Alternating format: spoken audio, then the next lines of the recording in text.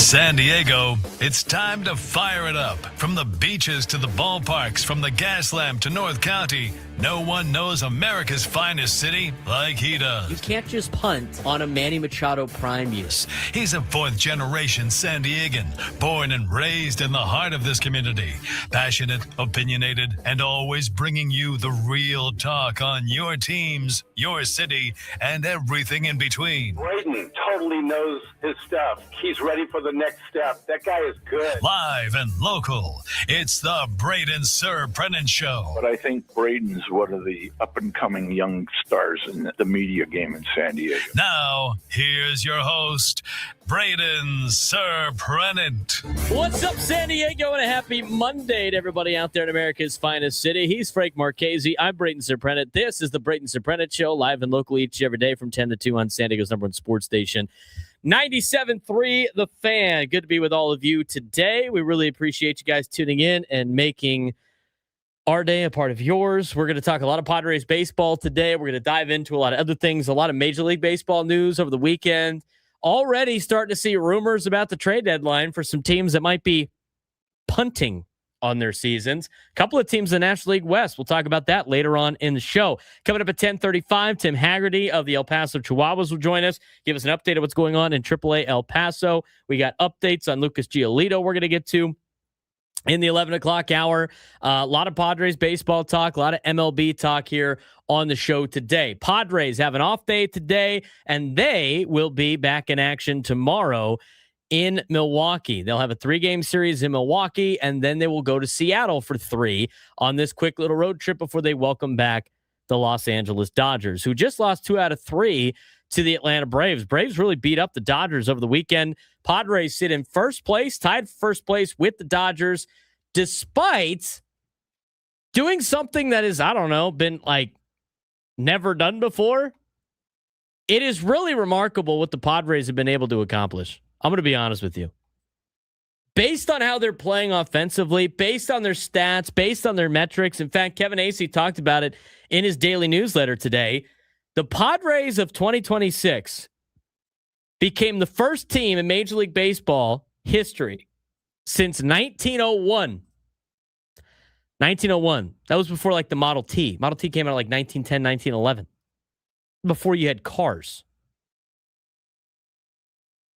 They are the first team since cars were invented to start the season 24-16 and bat .223 or worse, and have an OPS of 667 or lower.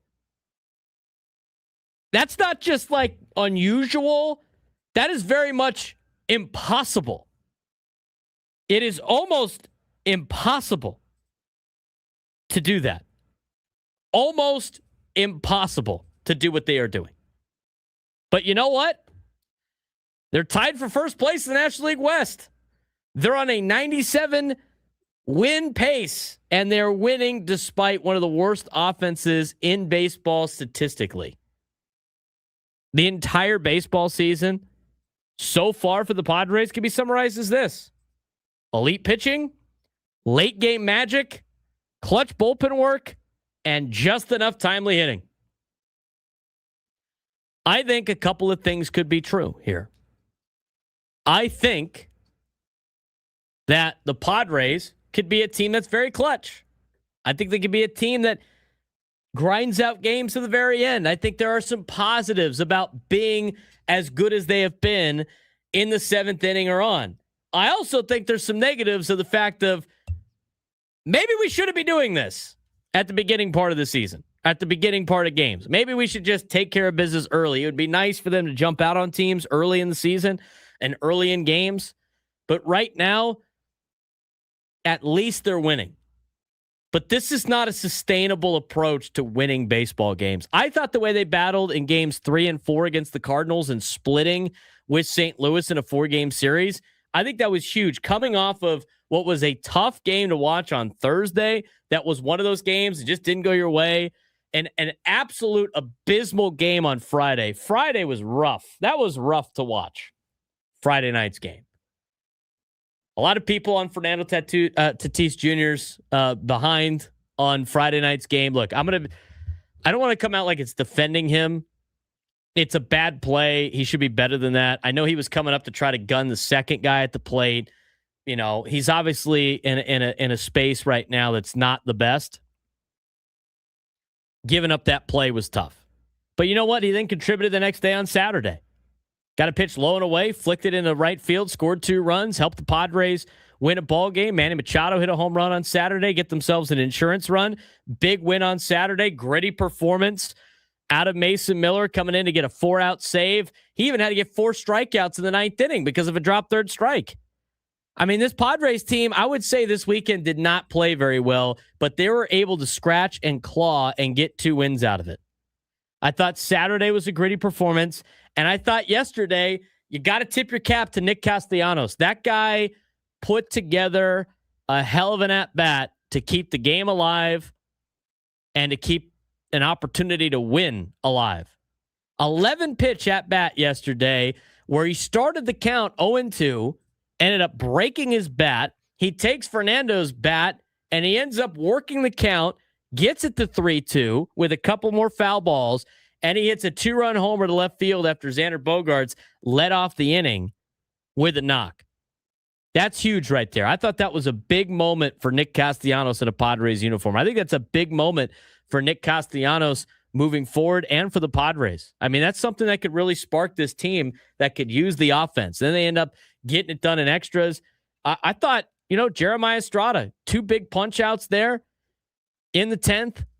They're able to strand the runners, not give up any runs, and then they work the bases loaded with nobody out. Tatis ends up working a walk to load the bases. Manny just needs a sac fly. Great effort out of Ramon Laureano to score from third, and the Padres they split the series against the Cardinals over the weekend, and they salvaged the weekend, I think, too.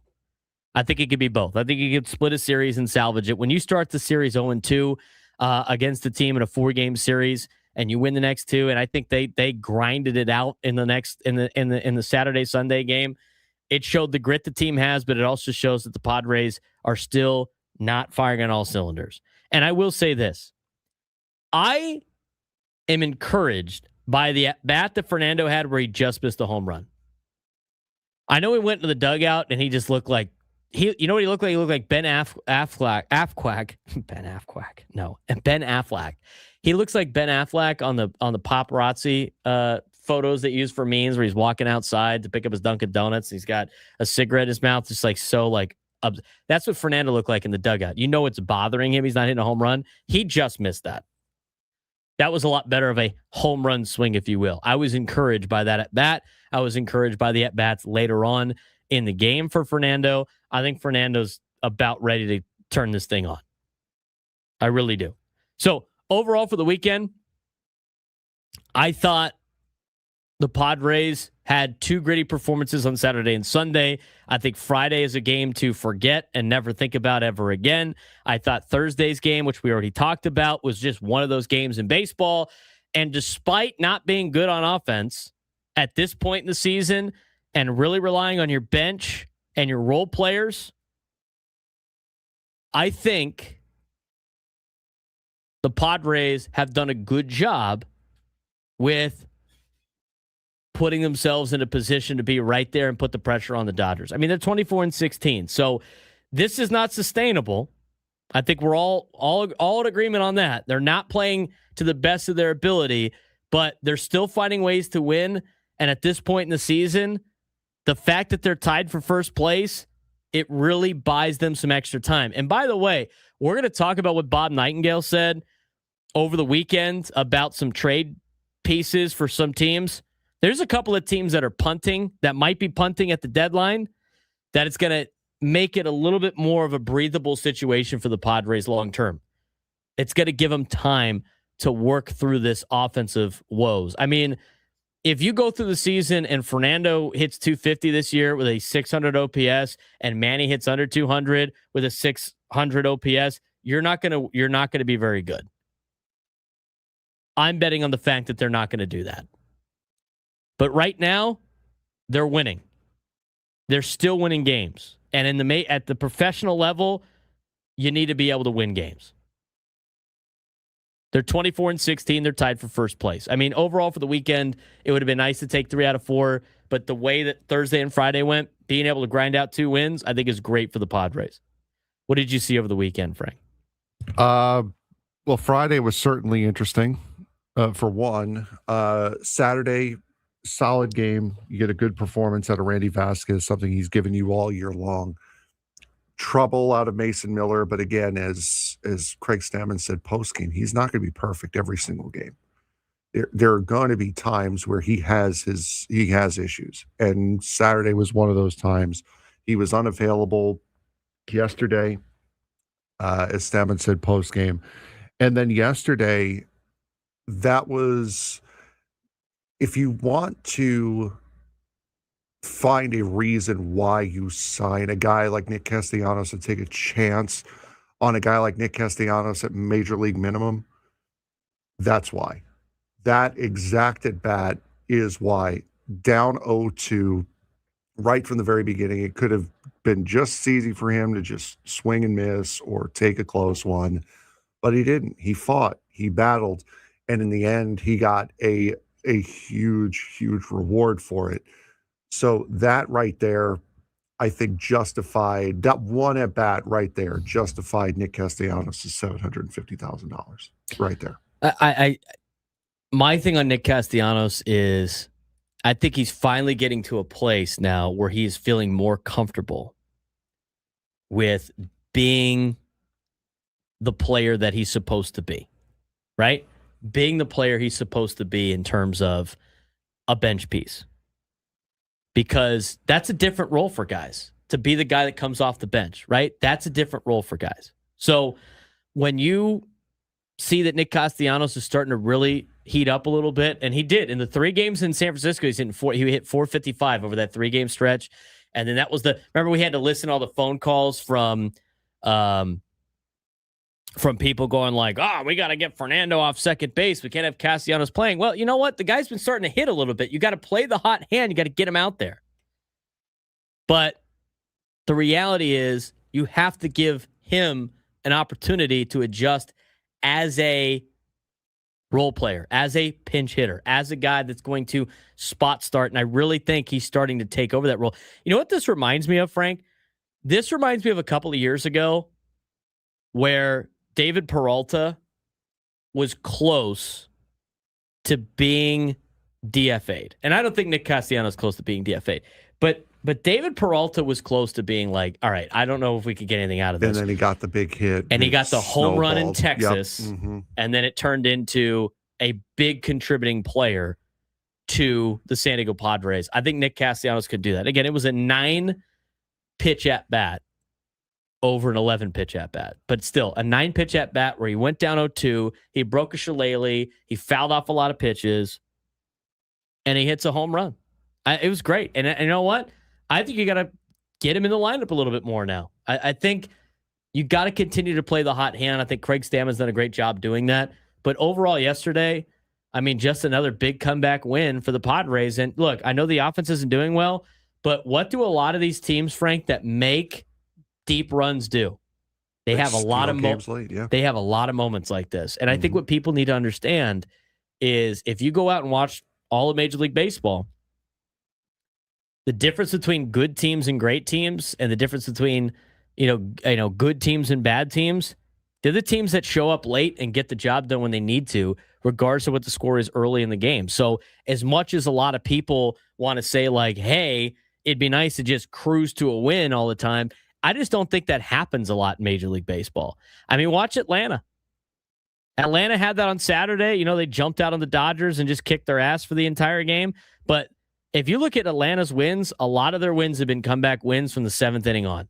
And a lot of their games have been determined in the final 3 innings of the game where they have overcome a lot of adversity to be able to win those games. And they're the number 1 team in baseball right now. I would agree it's unsustainable to a certain extent, but these teams are very good in Major League Baseball. The fact that the Padres are winning these games, I think is great. Because you're winning. I mean, that's the best part, right? So as much as you have all these numbers that aren't doing well, we'll talk about the clutch numbers in a second, but they're turning it on when they need to. It would just be nice if they jumped out to a little bit of a lead. Yeah, no, for sure. And I think I saw the number yesterday. The Padres are hitting 357 in the seventh inning or later. That is, while good, is not sustainable, especially when you're not hitting at all in the first six. So that needs to get spread out for sure. I think it's only 8 first inning runs this season, which is worse than Major League Baseball. You finally got the leadoff runner on via walk yesterday. So there's just so much with this offense that needs to be unpacked and changed and checked. It's just going to need a little bit more time for it. I think so too. I just, and here's the thing. We're going to talk about this a little bit later. Unfortunately, it's Frank's Mets too, but there's like 5 teams that Bob Nightingale said are already asking about shipping guys off. And one of them, of course, I think is obvious. It's the San Francisco Giants because they've already traded away Patrick Bailey. But the Arizona Diamondbacks are now listed as a team that's just stuck in purgatory right now. They're a stuck team, and they might be another team that is looking to part ways with players at the deadline. And now, I know, what's today's date? May what? 9th, 10th? May 11th. 11th. It's May 11th. The deadline's around the last day in July, first couple of days of August. It's around that time frame without looking it up real quick. It's really early still, and teams can turning around. But when you look at the schedule for August and September, you play the Giants, you play the Diamondbacks. If those teams are a shell of themselves, you're going to rack up wins. You play the Astros, who are also listed as a team that might be punting at an end of the dynasty, right? That's 3 series in a row to start August where you're going to be playing teams that are going to be a shell of themselves. Milwaukee going to be in contention. We'll see about the Guardians. Then you got the Mets. The Mets most likely will be a shell of themselves come August. You got the Twins. They're not already? I'll let you rant about the Mets later on. You got the Twins, you got the Pirates, and then you got the Rays. Out of that group, you have 2 series in the month of August against teams that are expected to be competing. And I don't think I'm lying on any of those. Pirates are off to a good start to the season. I don't think they have what it takes to stay in the race. We'll see what happens with Cincinnati. You end the month of August with Cincinnati. But again, in August, if things trend the way that they're going to, Giants, Diamondbacks, Astros, all going to be a shell of themselves. You got Milwaukee. We'll see how good Milwaukee is this week. You got them at home. That's 3 games. You got to compete against a good team. Who knows where the Guardians are going to be at? They usually hang around. How about the baseball world giving us the 2 teams back to back that you can never count out? The Brewers and the Guardians. Mets, Twins, Pirates, Rays. That's a pretty light August. September, it changes a little bit, but not too much. We'll talk more about that when we continue. We're off and running. If you want to join the show today, 833-288-0973, 833-288-0973. Padres, big win over the weekend. A couple of big wins. There's some reason for optimism. I know the offense isn't doing very well, but they're winning games. We'll talk more about yesterday's game when we come back. Tim Hagerty will join us at 10:35. Braden Surprenant Show, Standings Number Sports Station 97.3 The Fan.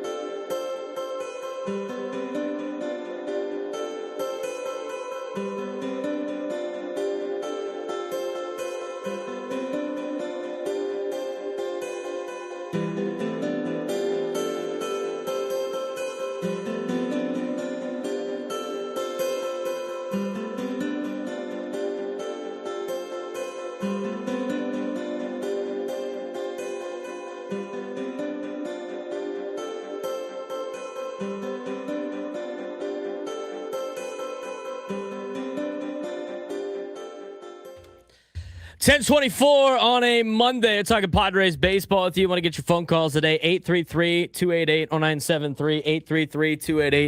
833-288-0973. Padres take 2 wins over the weekend, Saturday and Sunday, after 2 pretty not great loss. Well, Thursday's loss wasn't that big of a deal. I thought Thursday's loss was any other Thursday game or any other game for the Padres. Friday's game was rough. They end up winning the next 2, Saturday, Sunday. It's great. Padres sit in first place, tied for first place with the Dodgers. Padres are off tonight. Dodgers will take on the Giants, who are expected to just trade everything that's not tied down to the boat. We'll talk more about that in the 1 o'clock hour. In the next segment, we're going to have Tim Hagerty on from El Paso. He is the broadcaster for the El Paso Chihuahuas. Get us an update on what's going on in AAA El Paso. But I do want to get your phone calls today, 833-288-0973, 833-288-0973. Let's get out to Vince in Chula Vista. Vince, what's going on, man? Hey, boys. How you doing? Thank you, as always, for letting me kind of weigh in a little bit with the Padres. So, you know, this is getting to be pretty interesting, right? I think their run differential is what? +3. I think that's what it is. I think it's +3. So Dominic Toretto said it best, right? It doesn't matter if you win by an inch or a mile, winning is winning. And that's what this team right now, the way they're constructed, we'd all be happy with where they are now. If you told us, you know, at the beginning of May, same record as the Dodgers, we would have taken that, you know, every day and twice on Sunday when you were, you know, going over the doom and gloom of what the preseason and how the roster was constructed. And I think there's going to be some interesting decisions that are going to come down. Braden, I think you're exactly right. With Nick Castellanos, you play the hot hand when you have the hot hand. And you look at, I know he's on the IL, you look at Jake, he could be, the way he's playing, you know, he could very well be, if they're going to move pieces around, that it would make sense that from a playing time perspective, he would see less, because you got to love what you're getting from Gavin. You got to love, if you get more at bats for Nick, what he'll be able to, or could be able to produce. And if you can get that front end, or actually the back end of the rotation, kind of aligned and stabilized, again, you'll take 8 games over 500 every day of the week with where we thought the Padres would be. And just to agree with you one more time, I think it's going to be real interesting with the Giants and other teams when they start to jettison some of their players and what that could mean for the roster here as well. And so it's a lot of fun watching them, and you know, that little league grand slam notwithstanding, it's cool to watch them because you just get the feeling that they're never out of it. If they're within a couple of runs, they're not out of it. They were down to their last strike yesterday. And I was driving around and I was thinking about it. What if he went yard and boom, the kid goes yard? So I thought that it's just a lot of fun right about now. So thank you guys for all you do. You guys got the best show going. I really do appreciate you.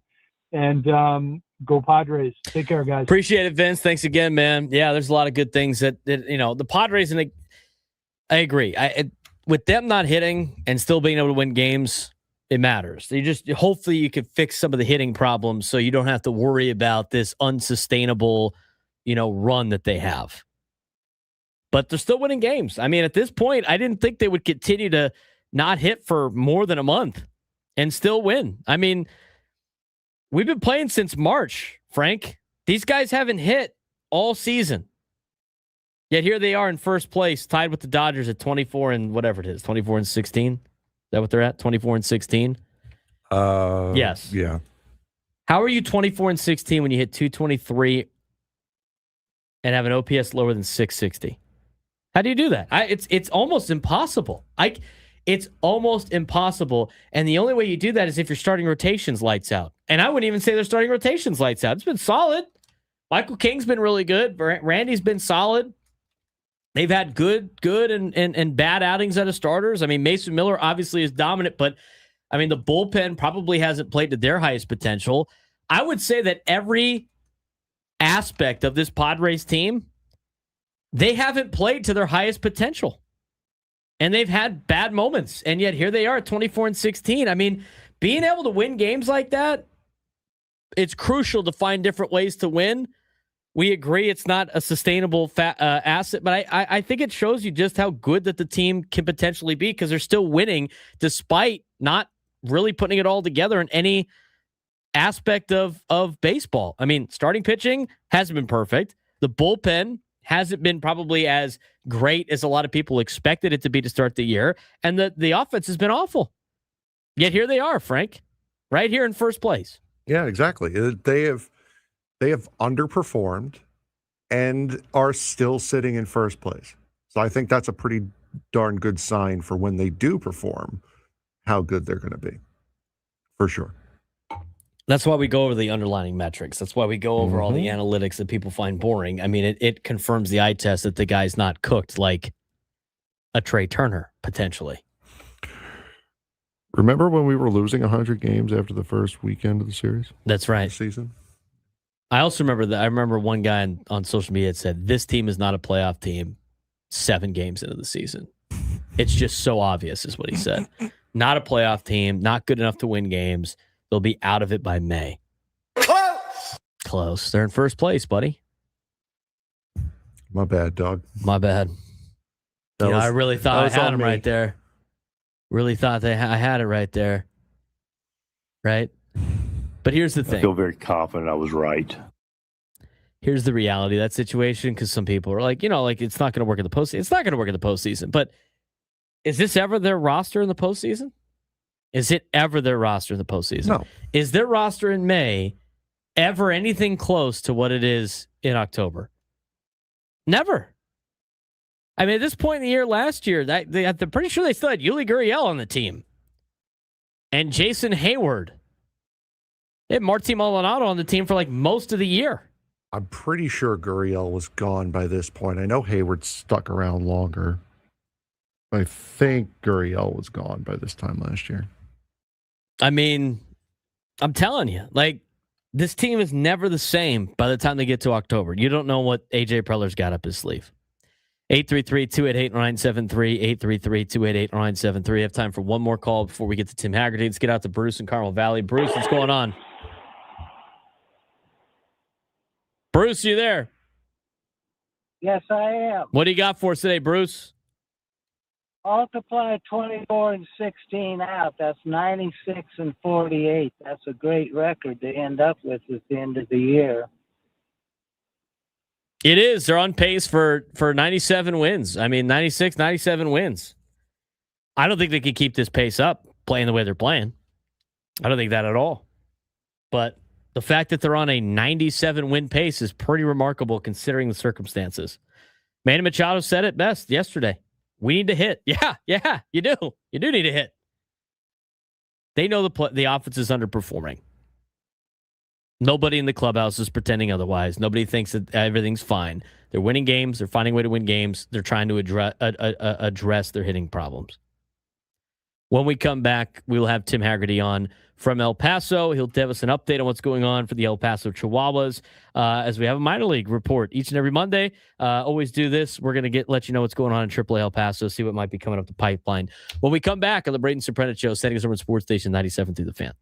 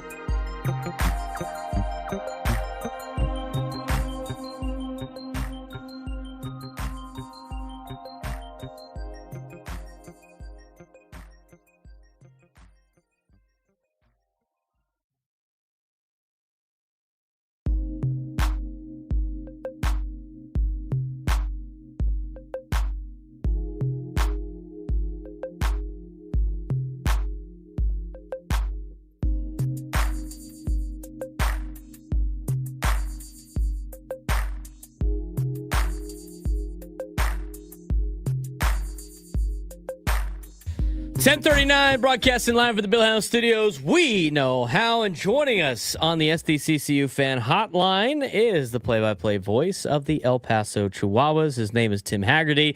He joins us about a month after he joined us last time as we get our minor league reports going through the different levels of the San Diego Padres affiliations, focused on the El Paso Chihuahuas this week, who are coming off of a series win in their last series and have been playing some pretty good baseball as of late. Tim joining us on the SDCCU fan hotline. It's not Big Bang Banking, it's better.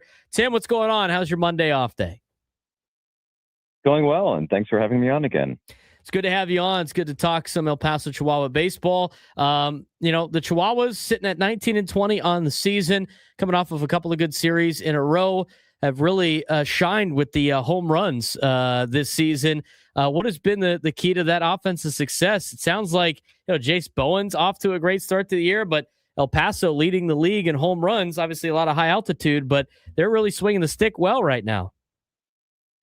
Yeah, I think what's happened is a number of hitters have gotten hot at the same time. Jose Miranda, the former Minnesota Twin, who Padres fans saw in spring training, his bat's heating up. You mentioned Jace Bowen. He's up to 10 home runs, which is second most in the league. Has some great speed as well. His 4 triples are the most in the league. I think if you look at his line, he has struck out 40 times in 32 games. That's the one thing I think he's working on is the swings and misses, but definitely a good power and speed combo there. And some other guys. The Padres signed Pablo Reyes, a veteran infielder. He's played in majors with a handful of teams, and he has reached base in all 27 games he's played in. Let's talk a little bit about, and we've seen him now for a couple of days. It was cool for him to get his major league call up. Being in the minor leagues for 12 years, got an opportunity to play this weekend with the Padres and probably for the next couple of days as well. He's done a great job catching. But what can you tell us about Rodolfo Duran in your amount of time that you've been able to watch him? I know he only had 23 games this year so far, but throughout spring training and in his time with the El Paso Chihuahuas, what does Rodolfo Duran bring to a team? Yeah, I thought this was one of the best stories in recent Padres history. As you described, 12 minor league seasons, 4 different organizations. And being a AAA broadcaster, these are the best stories. I mean, let's face it, guys like Tatis Machado, the guys that are at the top of the prospect list, we know they're going to the majors. Rodolfo Duran, that wasn't sure. I mean, that was a maybe in his career. I think what he brings is a lot of different things. Rodolfo told me last year that out of the 4 organizations he's played in, that the Padres do the best when it comes to opposing scouting reports as far as a game plan against the opposing club's hitters. And I think he's really taken that on. He's known as somebody very bright behind the plate with what pitch to suggest next. And then last year, he quietly turned into strong offensive year. I think his offense has gotten better than when he was with Kansas City, Philadelphia, and the Yankees in previous stints. Also a very likable guy. I'm told that among the primary Spanish-speaking players in the Chihuahuas clubhouse that Rodolfo is so advanced with his English that he really was able to communicate both languages in the clubhouse, which, as you might imagine, for a catcher is really important. We're talking with Tim Hagerty, the play-by-play voice of the El Paso Chihuahuas, getting us an update on the AAA affiliate of the San Diego Padres.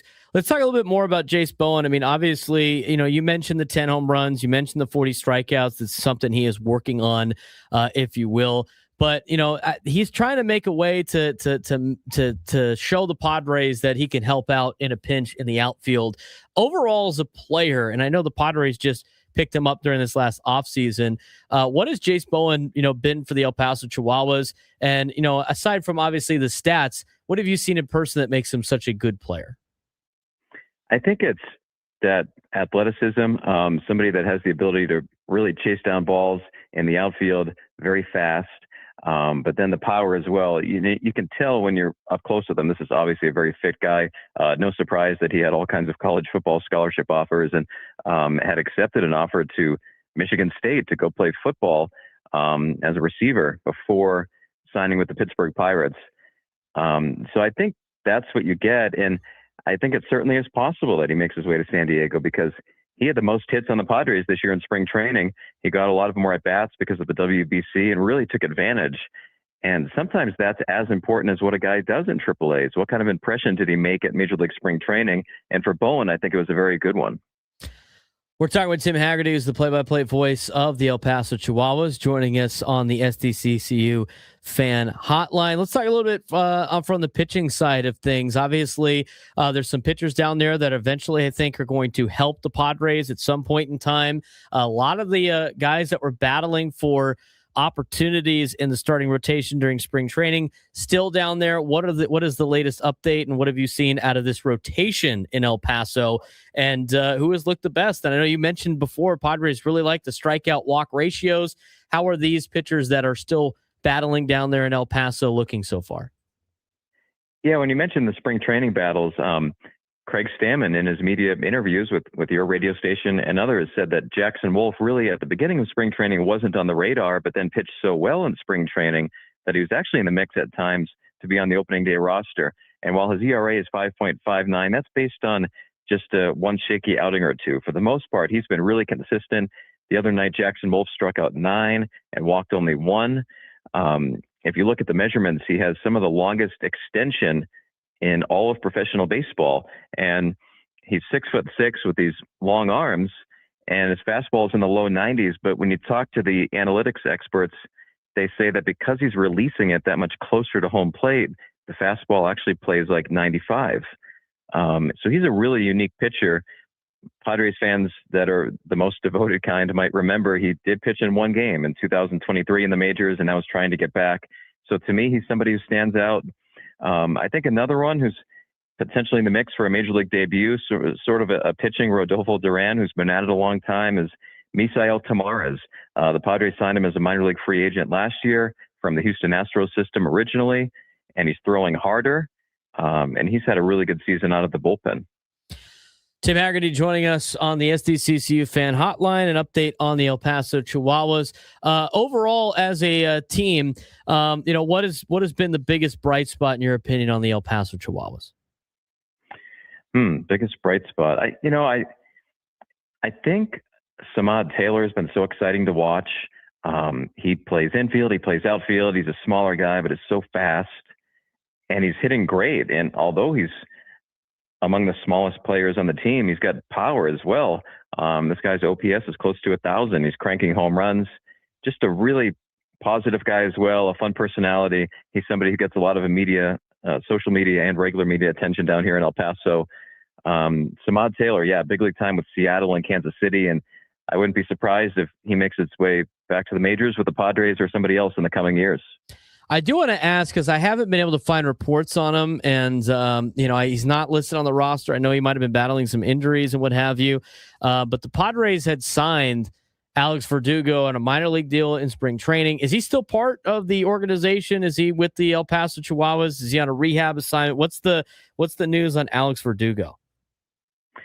He has not made his way to El Paso at any point this season. As we're speaking, I'm flipping through, and he does not show up on MLB.com's AAA injured list either. So I will have to ask for you. I don't know the update on his status. All right, thank you. I was trying to find it too, and I couldn't really find anything. The latest I've seen is up to 2 weeks ago that he had still signed with the San Diego Padres organization, and haven't seen too much from that. And the only other report was on Padres.com that he was sent to El Paso. But I didn't. Obviously, if you hadn't seen him yet, it's just kind of interesting to me. I haven't seen or heard any news on it either. I thought you might have, maybe seen some news if that. But appreciate the update on that, and I appreciate the update on the El Paso Chihuahuas. What's coming up for this next week for the Chihuahuas in terms of their schedule, and where people can tune in to watch some of the great minor leaguers here in the AAA level? Yeah, the Chihuahuas are on their way to Salt Lake. They'll take on the Angels AAA team. After that, it's back home for 6 against Round Rock. For those fans that don't know, it's a unique, but to me, a great schedule in the minor leagues where every Monday is off, and then you play a 6-game series. So the Chihuahuas really get settled in Salt Lake. After that, back home, and you can go to epchihuahuas.com to listen and to watch. And thanks for asking about that part.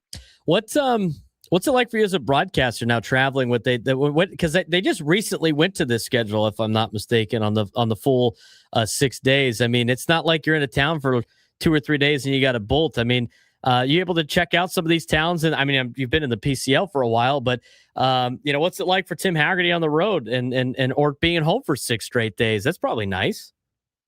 It is beyond nice. It is life-changing, and I'm not exaggerating, because the old Pacific Coast League schedule would be a 3-game series or a 4-game series. You didn't have hardly any days off. There'd be 1 or 2 days off a month, and there was league rules that you had to take the first flight out. So you'd finish up a homestand, get back to your home at 11:30 p.m., and you'd have to be at the airport at 3 a.m. the next day to get to Fresno, and traveling, trying to do your work throughout the day, and then you arrive at the hotel and the rooms aren't ready, and then you walk over to the ballpark and there's a game that night. So the best part about the schedule is that every Monday is off, so the team is traveling, and as they're going through the travels, there isn't a game that night. That's been the biggest thing. Best road trip for Tim Hagerty in the PCL. What's your favorite city on the road? Salt Lake is scenic, is spotless. It's a great hotel. It's a great ballpark. I love going there. People might assume that you'd pick Las Vegas, and that's great, but I'm not the type to be out at casinos, until 2 a.m. after a game. So for me, Salt Lake comes to mind as number one. Tim, we appreciate the time. Thanks again for giving us the update on the Chihuahuas. I'll have people tune in on, of course, you can watch on MLB.tv as well as part of the package. But looks like the Chihuahuas off to a pretty decent start. Good luck for the next couple of weeks. We'll talk to you in about a month. Great. Thanks for having me, Braden. Tim Hagerty, play-by-play voice of the El Paso Chihuahuas, joining us on the SDCCU fan hotline. It's not Big Bank Banking. It's better. How about that? Salt Lake. Best place he likes to go to. Salt Lake is nice. I don't mind Salt Lake. It's probably a lot better now during the baseball season than it is during the winter time. I'm not a fan of how long their airport is. I can tell you that. How long it takes to get into that airport? No, how long it takes to get from one end of it to the other, especially when you're in a dead sprint because you think you're going to miss your connecting flight. Well, that's because you're on the that's because, unfortunately, they had the connecting flight on 2 opposite ends of the airport. That's at any airport. That's not fun. Here's the cities that are in the PCL that they get to travel to. And their division is Albuquerque, swell. Oklahoma City, swell. El Paso, Sugarland, Round Rock. Pacific Coast League West is Salt Lake, Tacoma, Reno, Vegas, Sacramento. A little bit better on the West, I would say. A little bit better on the West. International League? Did they play the International League at all? Do they do like 1 or 2 against the International League? I'm not sure. I thought they did, but I'm honestly I think they have sure. to eventually, right? I'm looking. They haven't through August. Maybe they don't. I don't think they do at all. I thought they'd play like at least 1, but they don't. They just play the PCL. That's it. Whole season. I think they play him in like the championship. I think I know why he chose Salt Lake as his favorite. Why? Based on the because they're playing Salt Lake tomorrow in Salt Lake. What do you think, he's going to upset Salt Lake fans if he didn't pick Salt Lake? I'm just saying, like it's interesting that I mean more for he's sitting pretty recency right now. bias. He's sitting pretty. He's in his hotel in Salt Lake. He's probably enjoying it. Thinks it's a nice stadium, so they stay in a nice hotel. It's great. Yeah, they got Salt Lake. I've been to Round Rock. I mean, that's just outside of Austin. It's probably not that bad of a. They probably have to drive. It's probably not that bad of a drive either to Round Rock. They've got the Salt Lake Bees at Salt Lake, the Round Rock Express, and the Albuquerque Isotopes to round out the month in Albuquerque. I've never been to Albuquerque, but I have been to New Mexico. I've driven through it multiple times. So have I. I don't think it's the land of enchantment. I don't care what they say. I really don't. It's the land of something. It ain't enchantment. Yeah, they've got.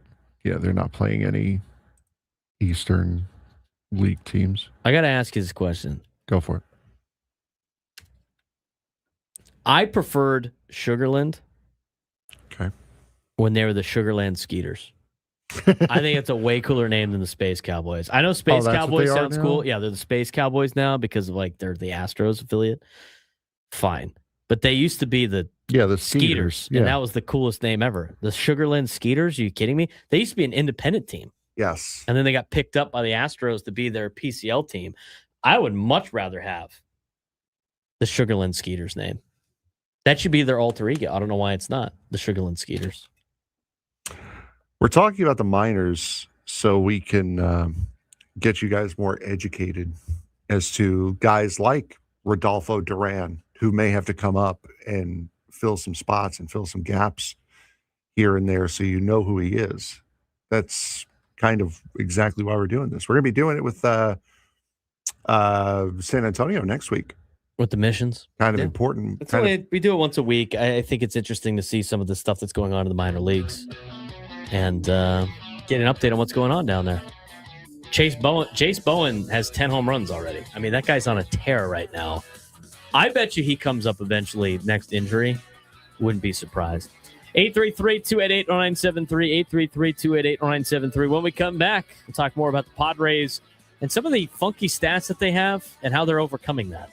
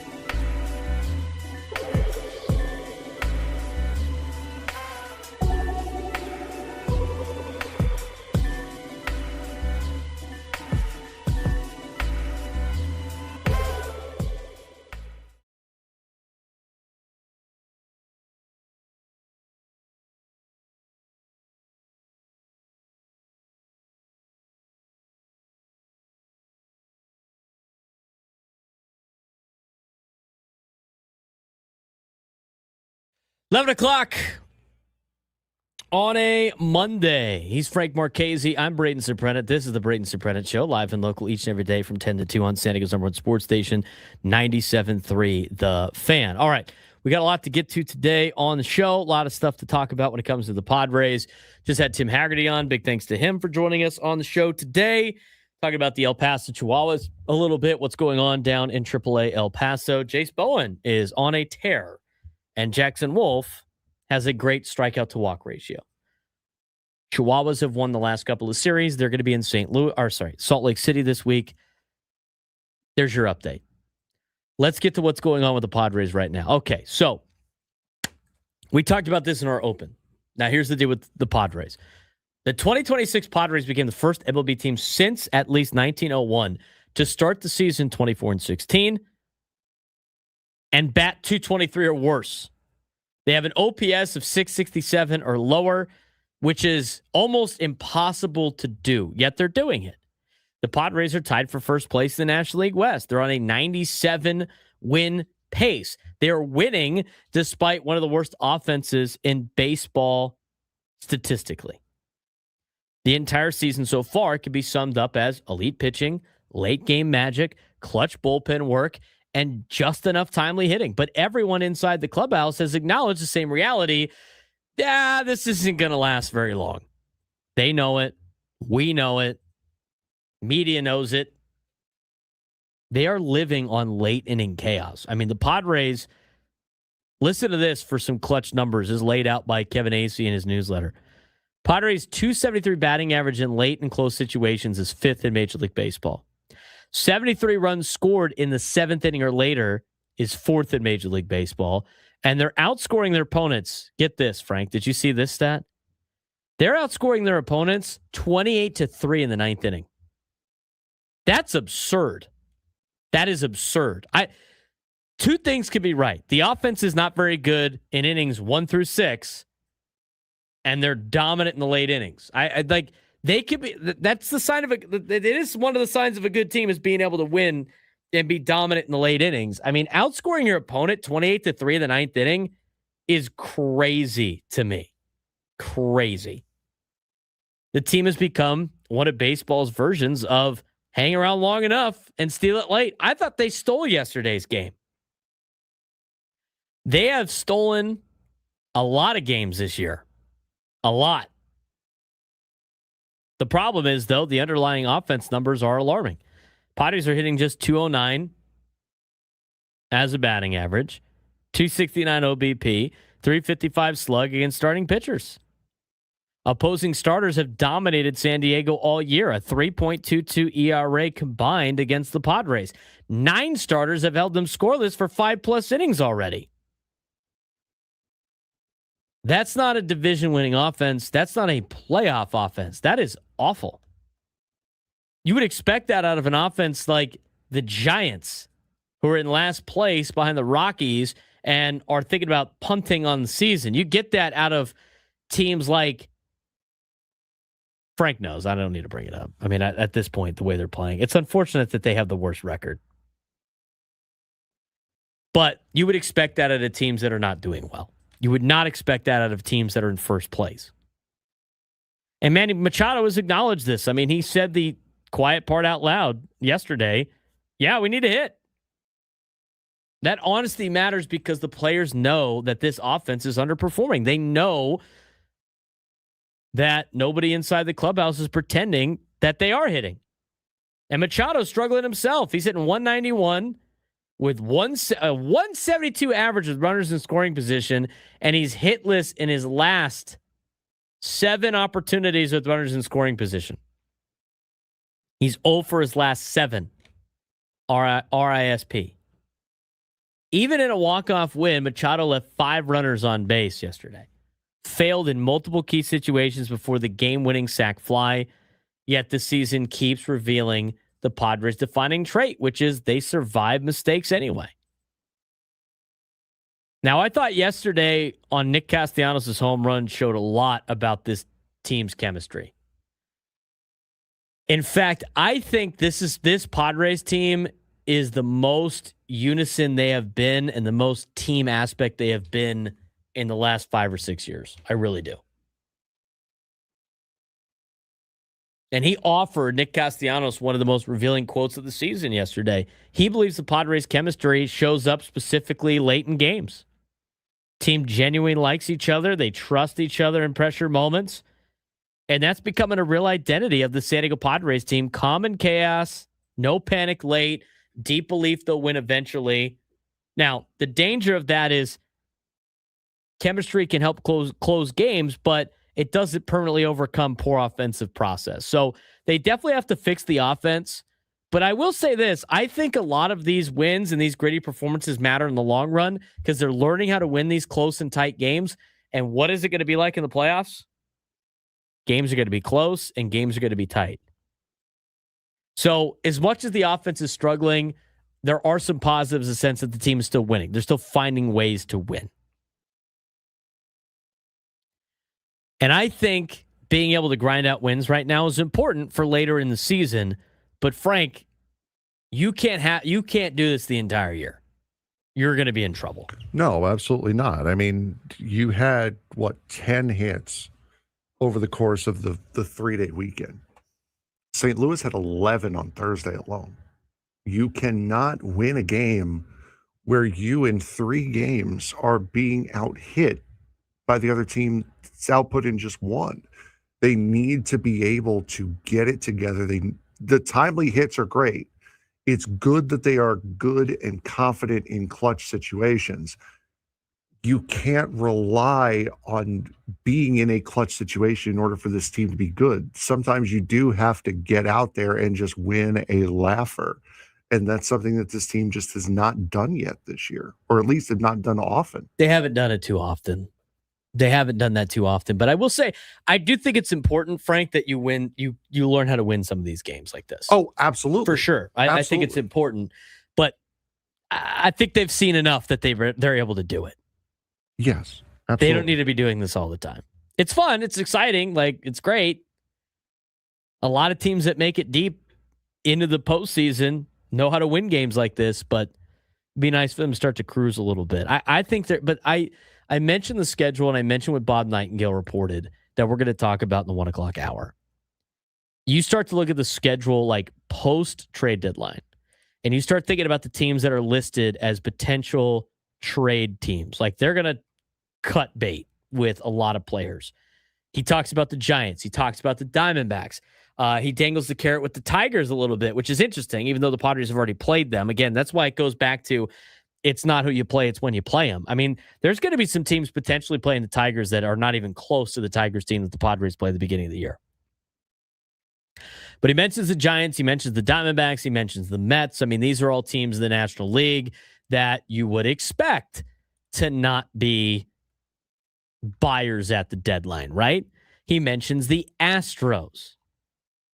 He mentions some Phillies concerns, although probably not that much. But in terms of the National League, Mets, Giants, Diamondbacks, and then in the American League, the Astros, all of those teams, guess when the Padres get to play all those teams?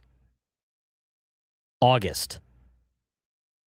They play the Giants, they play the Diamondbacks, then they play the Astros. In fact, they play all 3 of those teams in a row to start August. And why is that significant? That's going to be when these teams have just jettisoned everybody off their team. And a week later, after you play Milwaukee and Cleveland, who knows? Like, Milwaukee, I would imagine, is probably going to be in somewhat of the race. We'll see how good they are this week when the Padres go to Milwaukee tomorrow. I mean, they're already there, but they're going to play them tomorrow. And we'll see how good the Guardians are good. But then they got the Mets. And then they got the Twins. And then they got the Pirates. I mean, these are teams that are not expected to be competitive at that point in the year. That's where you rack up wins. And that's where I think, Frank, you're going to see some of those, laughers. You're going to see the team, jump on starters early because they're going to be seeing a lot of starters that they are not going to be seeing in the postseason. Right. And it's that right after the trade deadline that you're talking about. That's when a lot of these big teams get a lot of those wins, go on those big winning streaks. It's not necessarily right now. A lot of teams are hanging on. A lot of teams are trying to do their best. You, of course, have some outliers. You have the Cubs. You have the Braves, who are just continuing to win games and win them in large chunks. But you're going to get to that point in the season where you're going to be playing a lot of depleted teams, a lot of teams that have sold. And that is where your big wins are going to start coming in bunches. And that's where the numbers are going to start to level themselves out. If you look at September, Cincinnati, I think, is a wild card based on how they're playing, based on where they're at. I mean, they're good enough to be around at the end of the year. They were around at the end of the year last year. Like, do they have enough pitching? They've had a lot of, significant injuries right now. The biggest wild card to me is the fact that the National League Central is all above 500. The Reds are technically in last place right now. They're 22-19. I mean, they're right on the Padres' tail.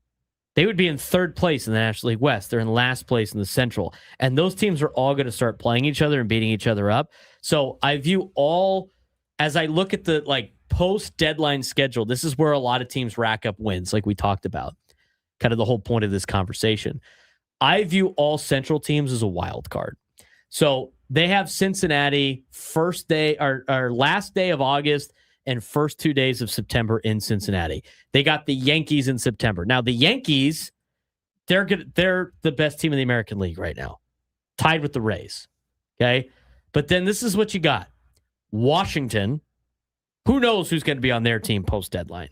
The Giants, the Rockies, the Marlins, who, albeit playing a lot better than a lot better than a lot of teams think, but that's another team in September.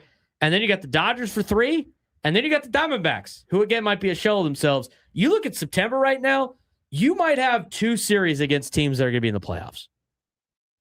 So that's why it's kind of important right now to this is, I think, the tread water portion of the schedule where you can stealing wins is fine, and being able to grind out games is fine. I think the schedule's going to lighten up a little bit at that point in the season. And I think this is a reason why, Frank, you could be a little bit extra patient with the offense than you normally would, because teams are already starting to announce, according to Bob Nightingale and some other one, with rival executives, they're already trying to throw names out there for the deadline to sell pieces off. And when you start throwing those teams in there into this conversation, post-deadline schedule, that is where really good teams go on runs. And we've seen it from the Padres the last couple of years. We've seen it from the Dodgers. Quite frankly, we've seen it from almost every team that makes the playoffs. That's where you make your hay, August and September, and they play 500 ball until then. Yeah, looking at it, the deadline is 3 p.m. on August 3rd. Is that what it is this year? It's. I know the day is August 3rd. I'm not sure. I don't remember. Right. Well, the time's usually around then. Looking after August 3rd, you have the Brewers, the Guardians, the Rays, the Yankees, and the Dodgers. Those are the only 5 series that I am circling as, okay, these are going to be tough. Arizona's going to be dead in the water by then. Houston's already trying to sell off. We know the team in Queens. Minnesota, don't trust their hot start. Pirates are going to come back to earth. Cincinnati's going to come back to earth. And Minnesota's hot start, by the way, has already cooled off because they're back in last place. Nationals, nothing. Giants, nothing. Rockies, nothing. Marlins, I give that a half a worry. Dodgers, and then Arizona, who's going to be dead in the water by the last series of the season. Yeah. So assuming they don't turn things around, and Bob's right where they just go to sell mode because they're stuck. Yeah. So I'm looking at, there are 5 series that you have to worry about come the end of the season, come after August, after the trade deadline. So that is going to be a very, very good time to start beating up on the less fortunate than you are. That's where you rack up the wins. Right now, you just kind of want to tread some water. I mean, I know that's not the best, but if you look at the month of May, that's exactly what you've done. You've played 500 ball. You lost the series to the White Sox, which you probably, should be winning series against them, but you played them when they're red hot. You took 2 out of 3 from San Francisco. And then you play the red-hot Redbirds, and you split with them. So you're 500 right now. I mean, when you look at this upcoming rest of the schedule for the month of May, you kind of want to play 500 ball in this month. You racked up wins in April. I think you're going to add some at the end of the year. It usually starts to balance itself out, but like Milwaukee on the road, this road trip, it'd be nice to go 3-3. I think you take 3-3 on this road trip where you got 3 games in Milwaukee and 3 in Seattle. I think you got to win one of those series, and if you lose one of them, it's not the end of the world. It's a lot of travel, too, and that's going into your next homestand, which is the Dodgers, the A's, and the Phillies. Correct. Dodgers are your bad. Everybody knows about them, right? The A's, who I think are still in first place. I believe so as well. They are. They're 21-19, but they're in first place in their division. You got to give them give them credit where credit's due. And then you got a Phillies team that's really trying to find themselves right now, but they've improved a little bit. They're still tied for 4th. At the same time in their divisions, they're tied for 2nd. The division's not very good in the National League East, but they're 19-22. They're 9 games out of first place. Mm-hmm. They've won 7 of the last 10, though. I mean, like, you're going to have to potentially. The Phillies are turning it around. You're going to have to potentially play them at red hot, but their run differential is -32 right now. Mm-hmm. So this is a month that I think, and maybe we'll track this like we've tracked with the 42 we did last year, the crucial 42. I think the month of May is a month that you want to finish 500 in.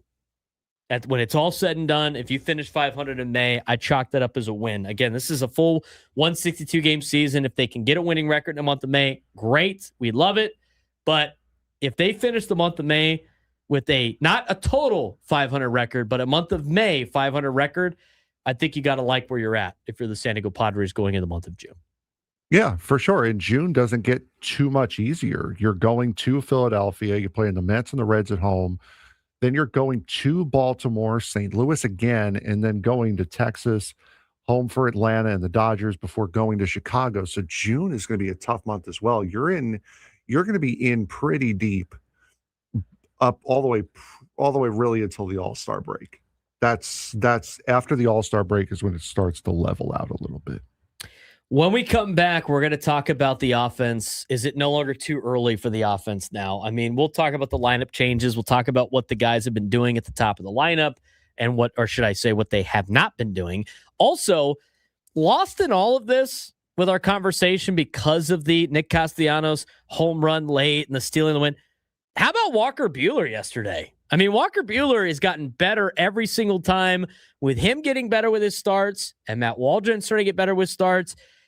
This rotation is starting to, as they say in the Haunted Mansion, materialize a little bit. We'll talk about Walker Buehler's day yesterday as well as we continue on the Braden Surprenant Show. San Diego's number one sports station, 97 through the Fan.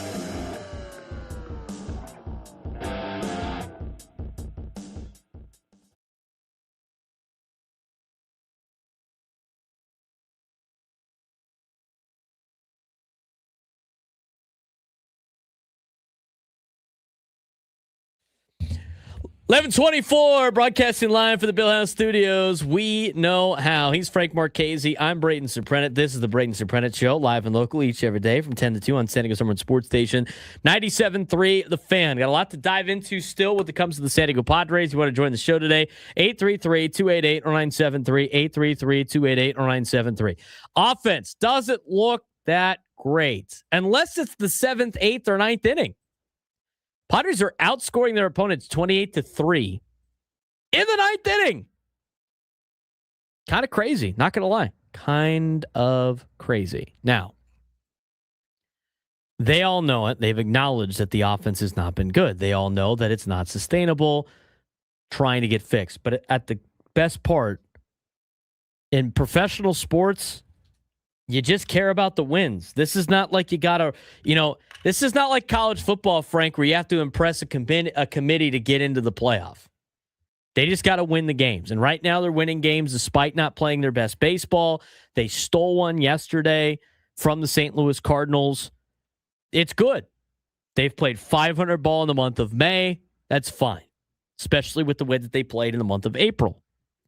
We talked about the schedule leading up and really being in the second half of the season. It lightens up a lot for the Padres. This is not like a couple of years ago where August and September was brutal.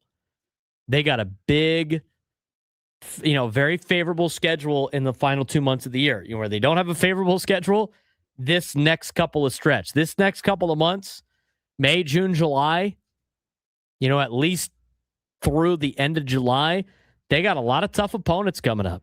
I mean, they got to play Atlanta twice in the next 3 months. They're playing the Dodgers 3 separate times, if I'm not mistaken, during this stretch. They got that East Coast road trip that's thrown in there that's difficult to deal with.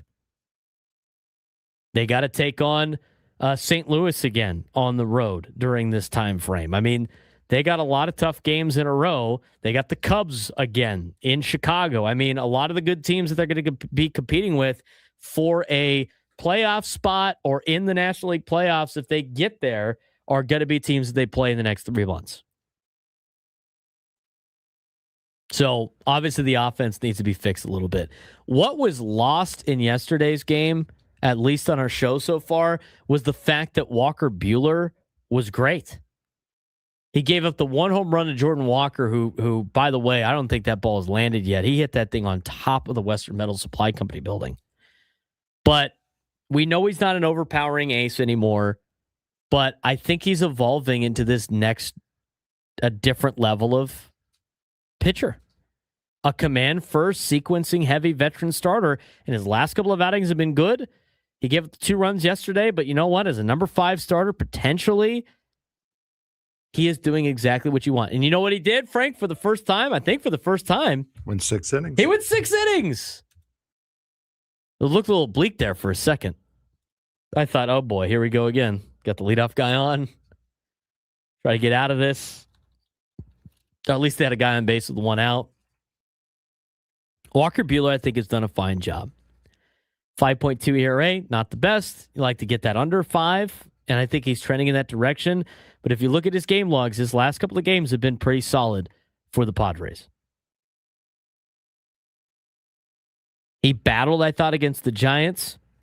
He battled against the Cubs. And so far this year, when he pitches, the Padres have won 5 games. They're 5-3 in the 8 starts that Walker Buehler has made. He's done a fine job. And he looked like it yesterday. I mean, his fastball velocity no longer elite. I thought it was great to see him throwing in the 6th inning. Still hit 94. I know it wasn't very high. I know that's not very high in the grand scheme of things. But when he's already not throwing at a high velocity, the fact that he's kind of staying at that same level through the later portion of his start, I think is great. He used 6 pitches yesterday regularly. Big emphasis on first pitch strikes, big emphasis on pitching ahead in accounts, avoiding mistakes, and some key numbers from his stat line yesterday. 6 innings against the Cardinals, only allowed 3 hits. I know one of them was 2 runs, but he only allowed 3 hits yesterday. And he had 17 first pitch strikes to 21 hitters. This is exactly what the Padres hoped for when they gave him an opportunity. They weren't looking for vintage Walker Buehler. They were looking for a stable caliber, end of the back of the rotation caliber arm that can help him throughout the year. And if he continues trending upward, the rotation becomes, again, it starts to materialize a little bit more. It starts to become a little bit more dangerous as the season progresses. You know, I thought Griffin Canning pitched fine on Friday, probably a little bit of a setback. I mean, again, he hadn't pitched in a long time. He had a really good first outing, his debut outing. Didn't really get a lot of help from his defense on Friday because he was charged with the 6 runs that came across and the 4 that came on that, Little League inside the Little League home run, Little League grand slam, if you will. It's not really his fault, but I thought he's been fine. Matt Waldron, his last couple of starts have been solid, and we'll see what Lucas Giolito brings. And we'll talk about Lucas Gio in just a little bit. But, the bigger picture here is this rotation is really starting to settle in for the Padres, which I think is great. And I like the way Walker Buehler has been progressing. Bullpen continues to be a mainstay for this team. And that's with, Adrian Morejon not really pitching up to what you would expect him to pitch to, but he's got 16 relief wins since the start of last season. I mean, the Padres have trusted. He's been like the Swiss Army knife of the bullpen. They bring him in tie games. They bring him in extra innings. They bring him in fireman situations. I mean, he's an all-hands-on-deck guy, Adrian Morejon. And he hasn't even been at his best. Let's talk about the offense. Offensively for the Padres, not great. It's still relatively early, but we're getting close to they got to start fixing this stuff real fast. Because the offense has not been good. And we've talked about that a lot throughout this show. But you had multiple lineup changes and haven't really been able to sustain a spark so far. I will say this. I still like Jackson Merrill in the leadoff spot. I think you got to give him an opportunity to stay up there because I think he's done a good job of being more patient at the plate. I mean, he's 8 for 26, 2 doubles, a home run, 3 RBIs, 3 runs scored, 5 walks, 8 strikeouts, 1 stolen base in his last 7 games leading off. It's not like it doesn't blow you away, but it's a lot better than what it's been. I mean, the Padres, one of their biggest problems has been their leadoff guy. Their leadoff guy has not been good, either leading off games or leading off innings. Jackson Merrill's been kind of a mainstay right now in that particular position. But Fernando hitting 243, the 607 OPS, not up to what you would want him to hit. He just missed the home run. I think that swing was very encouraging because that was finally a attack angle that could potentially put a ball over the fence. I think he's close. And it's bothering him. He's not hitting a home run yet. You could see it the way he plays. But Fernando's not up to his potential level. Manny hitting 191 with a 649 OPS. He homered again on Saturday, and he's got some home runs coming through, but he hasn't been anywhere close to what Manny Machado is expected to be on this team, and he's working on it. Miguel Andujar starting to come back down to earth a little bit. We knew that was going to happen. When you look at his swing and some of his metrics, he was going to come back down to earth, but you were hoping that hopefully when he starts coming back down to earth, it's Fernando and Manny really stepping up at the plate.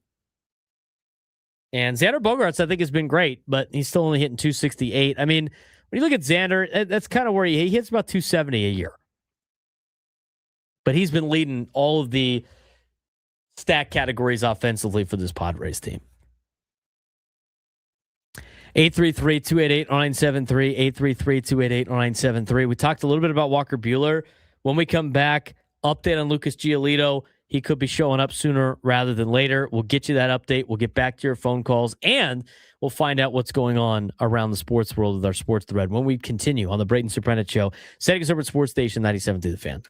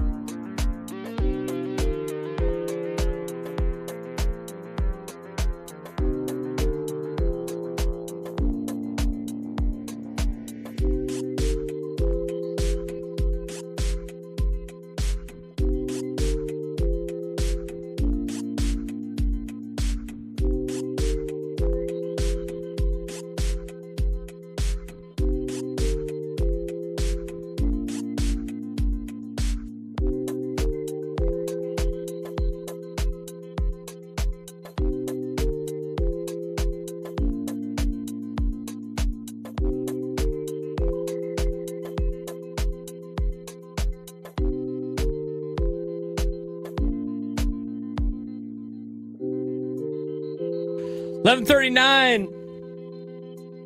Broadcasting live for the Bill House Studios. We know how. He's Frank Marchese. I'm Braden Surprenant. This is the Braden Surprenant Show, live and local each every day from 10 to 2 on San Diego's number one sports station, 97.3 The Fan. Let's get you an update on what's going on with Lucas Giolito. He could come up sooner rather than later for the San Diego Padres, which I think is good news, especially with coming off of the performance that Walker Buehler had as a starting pitcher. Again, there's going to be some tough discussions that need to happen here in the near future. And a lot of the guys that are battling for spots are starting to force the narrative a little bit and force the conversation of staying on the team and staying part of this organization because of the fact that not everybody has options remaining on this team, especially in the starting pitcher role. So, latest update on Lucas Giolito that we got from Jeff Sanders in the Union Tribune over the weekend was, he looks ready for the big league rotation. He may have thrown his final rehab start in the minors after an efficient outing for AA San Antonio. He went 6 innings, 1 earned run, 3 hits allowed, no walks, 3 strikeouts, 74 pitches through 52 strikes. And the biggest takeaway wasn't the strikeout total. It was the efficiency and the ability to work deep into the game. Padres coaches reportedly wanted to see him get up and down multiple innings like a major league starter. He did that successfully on Sunday. And because of the contract clause in Major League Baseball deal he signed last month, the Padres must add Giolito to the active roster by May 16th or make a larger organizational decision. So, Lucas Giolito so far looked pretty good. I mean, he has had his ups and downs. They're trying to get back in the swing of things. He has to be on the big league club by, Friday? 5 days from now? Saturday? Friday? Saturday? Saturday. He's got to be on the big league club by Saturday, which means I would imagine he's probably coming up sometime this week. And that means the crowded rotation gets even more crowded again. Matt Waldron, Michael King, Griffin Canning, Randy Vasquez, Walker Buehler, already a part of it. We'll talk more about that in just a little bit. I do want to get your phone calls, 833-288-0973, 833-288-0973. Let's get out to Ron in La Mesa. Ron, what's going on? Well, happy Monday, gentlemen. What a game. What a game. What a game. I was telling everybody in my section last night as they were leaving in the 6th and 7th inning, guys, this team, you might want to stick around. We're only down by 2. And sure enough, fireworks went off, and it was great. And, one thing I've noticed with all your statistics, Braden, about the Pods, they have so many hard-hit balls right at people. Either the other team's analytics are really, really good, or we're just really, really unlucky with some of that stuff.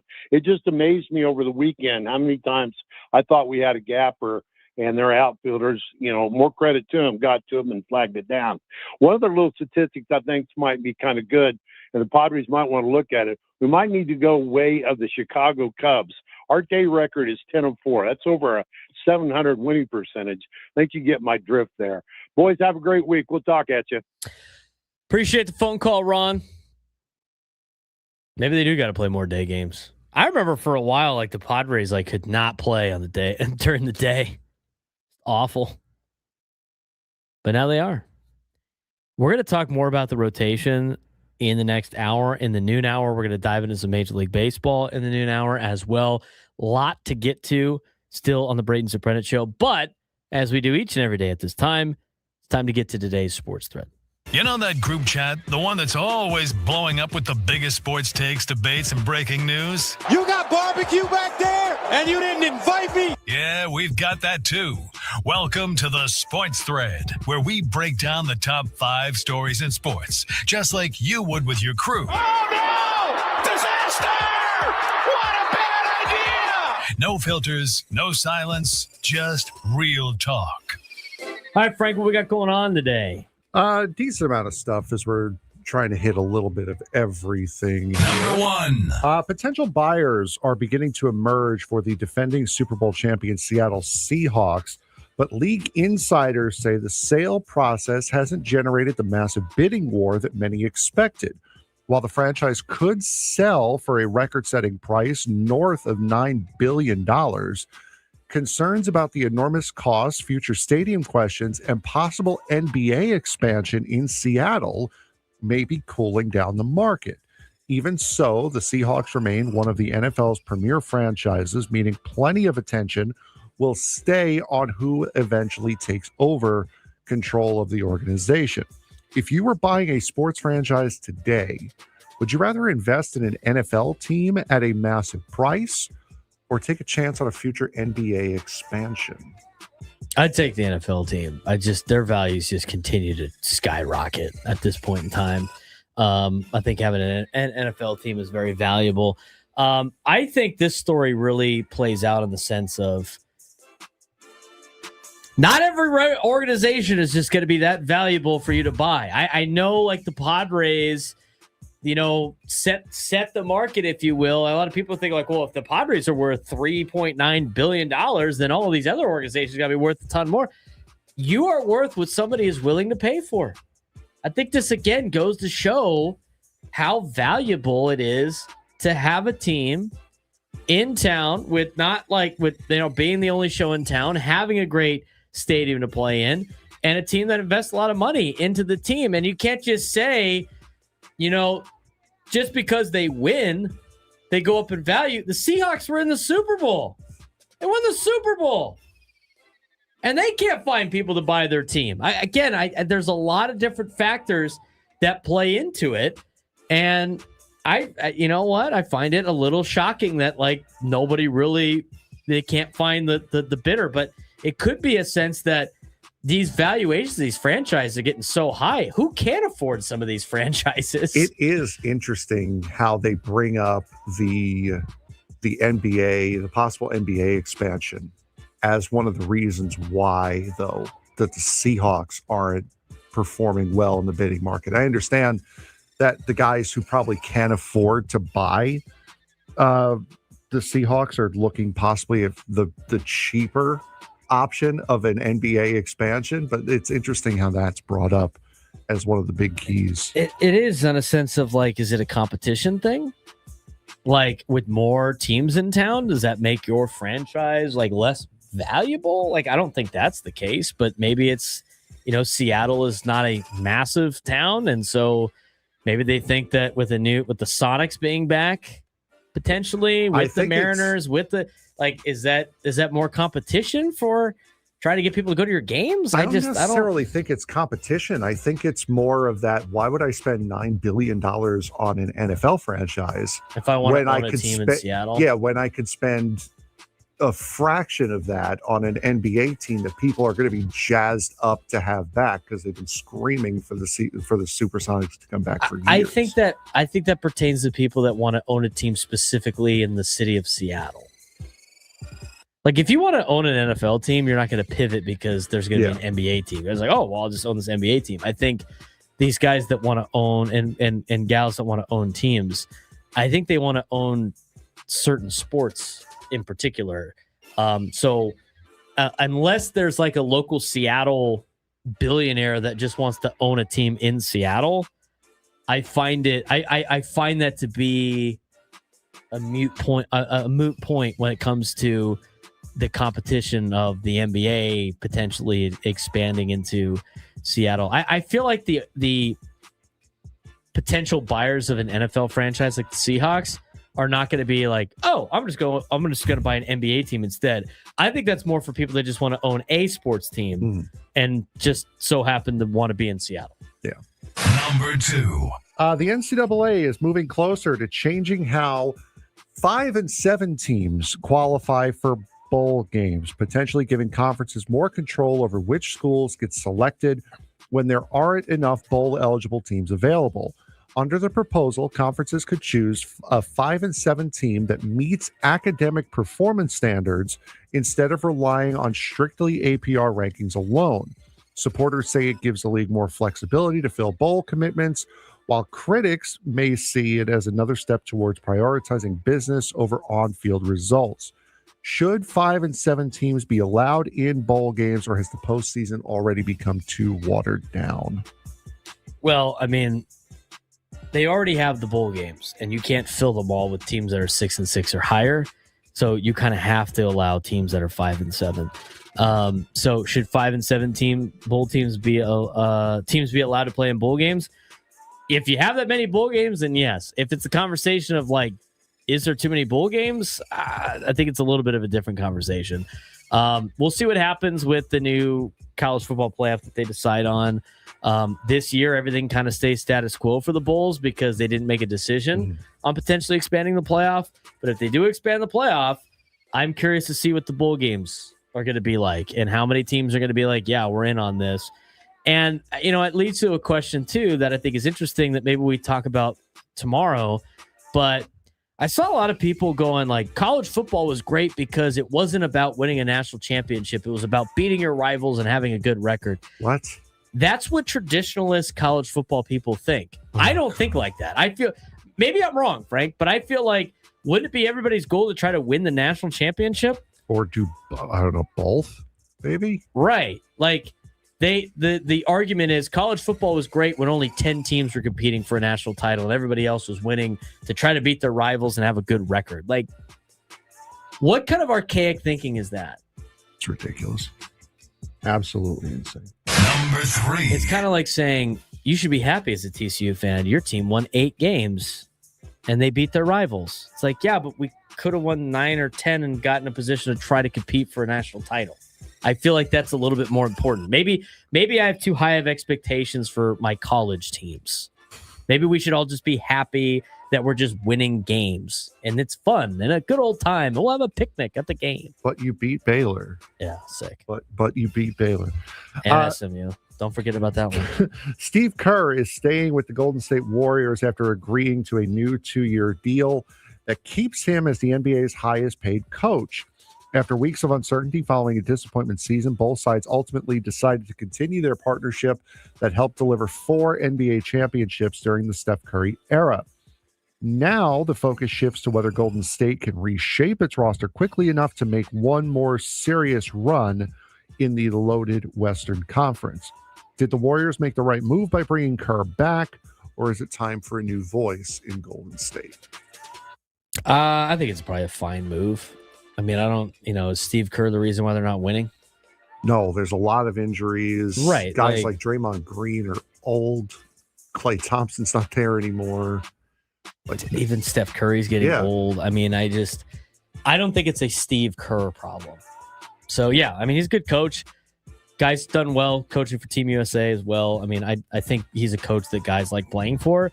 I think he's the least of their worries. I bring him back. Because the other thing, too, you make the change just to make a change, and then all of a sudden you bring somebody that's not as good as Steve Kerr, and then you're in a jam. And then we've seen a lot of NBA teams do that as well.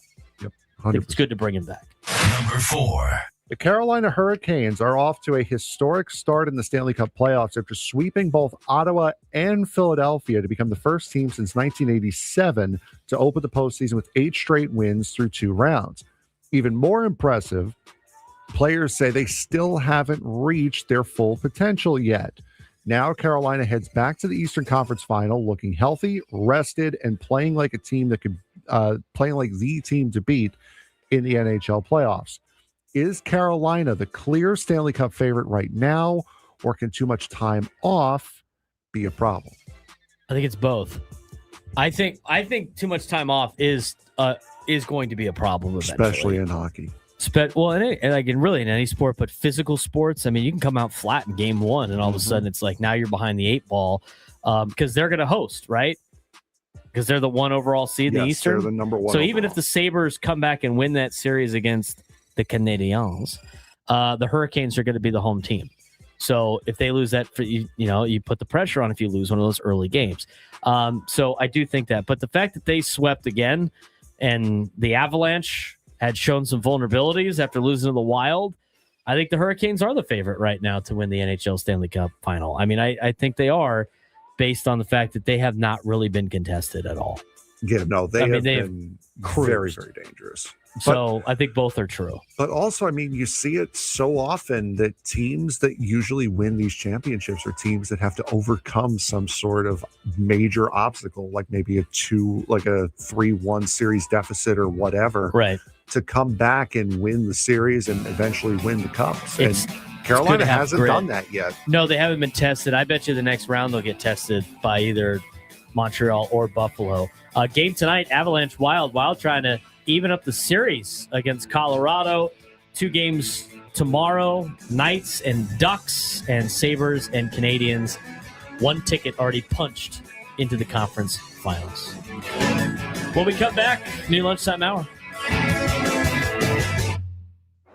Padres, Brewers, tomorrow. Gonna go! 3-run homer, Jackson Merrill. Pre-game, 3:40. First pitch, 4:40. The Padres play here on 97.3 The Fan. This is for all you guys on Viagra. ED pills are no longer needed. The brutal side effects like 4-hour headaches, blurred vision, and that flush feeling can all be put behind you with our treatment. Here at West Coast Men's Health, we have a better approach to ED. Acoustic wave therapy creates blood flow circulation by safely removing the plaque in your arteries and restoring function naturally. Guys, pills will never fix your problem. Our equipment is the latest technology, and our medical staff is the best in the industry. So give West Coast Men's Health a call today. Speak with our clinic manager. Ask him any question you like, how it works, the science behind it, and even the cost. If you suffer from ED or Peyronie's disease, give West Coast Men's Health a call today. In addition to treating ED and Peyronie's disease, we now offer testosterone replacement therapy and full-body red light therapy for weight loss, anti-aging, and chronic pain. Call 619-826.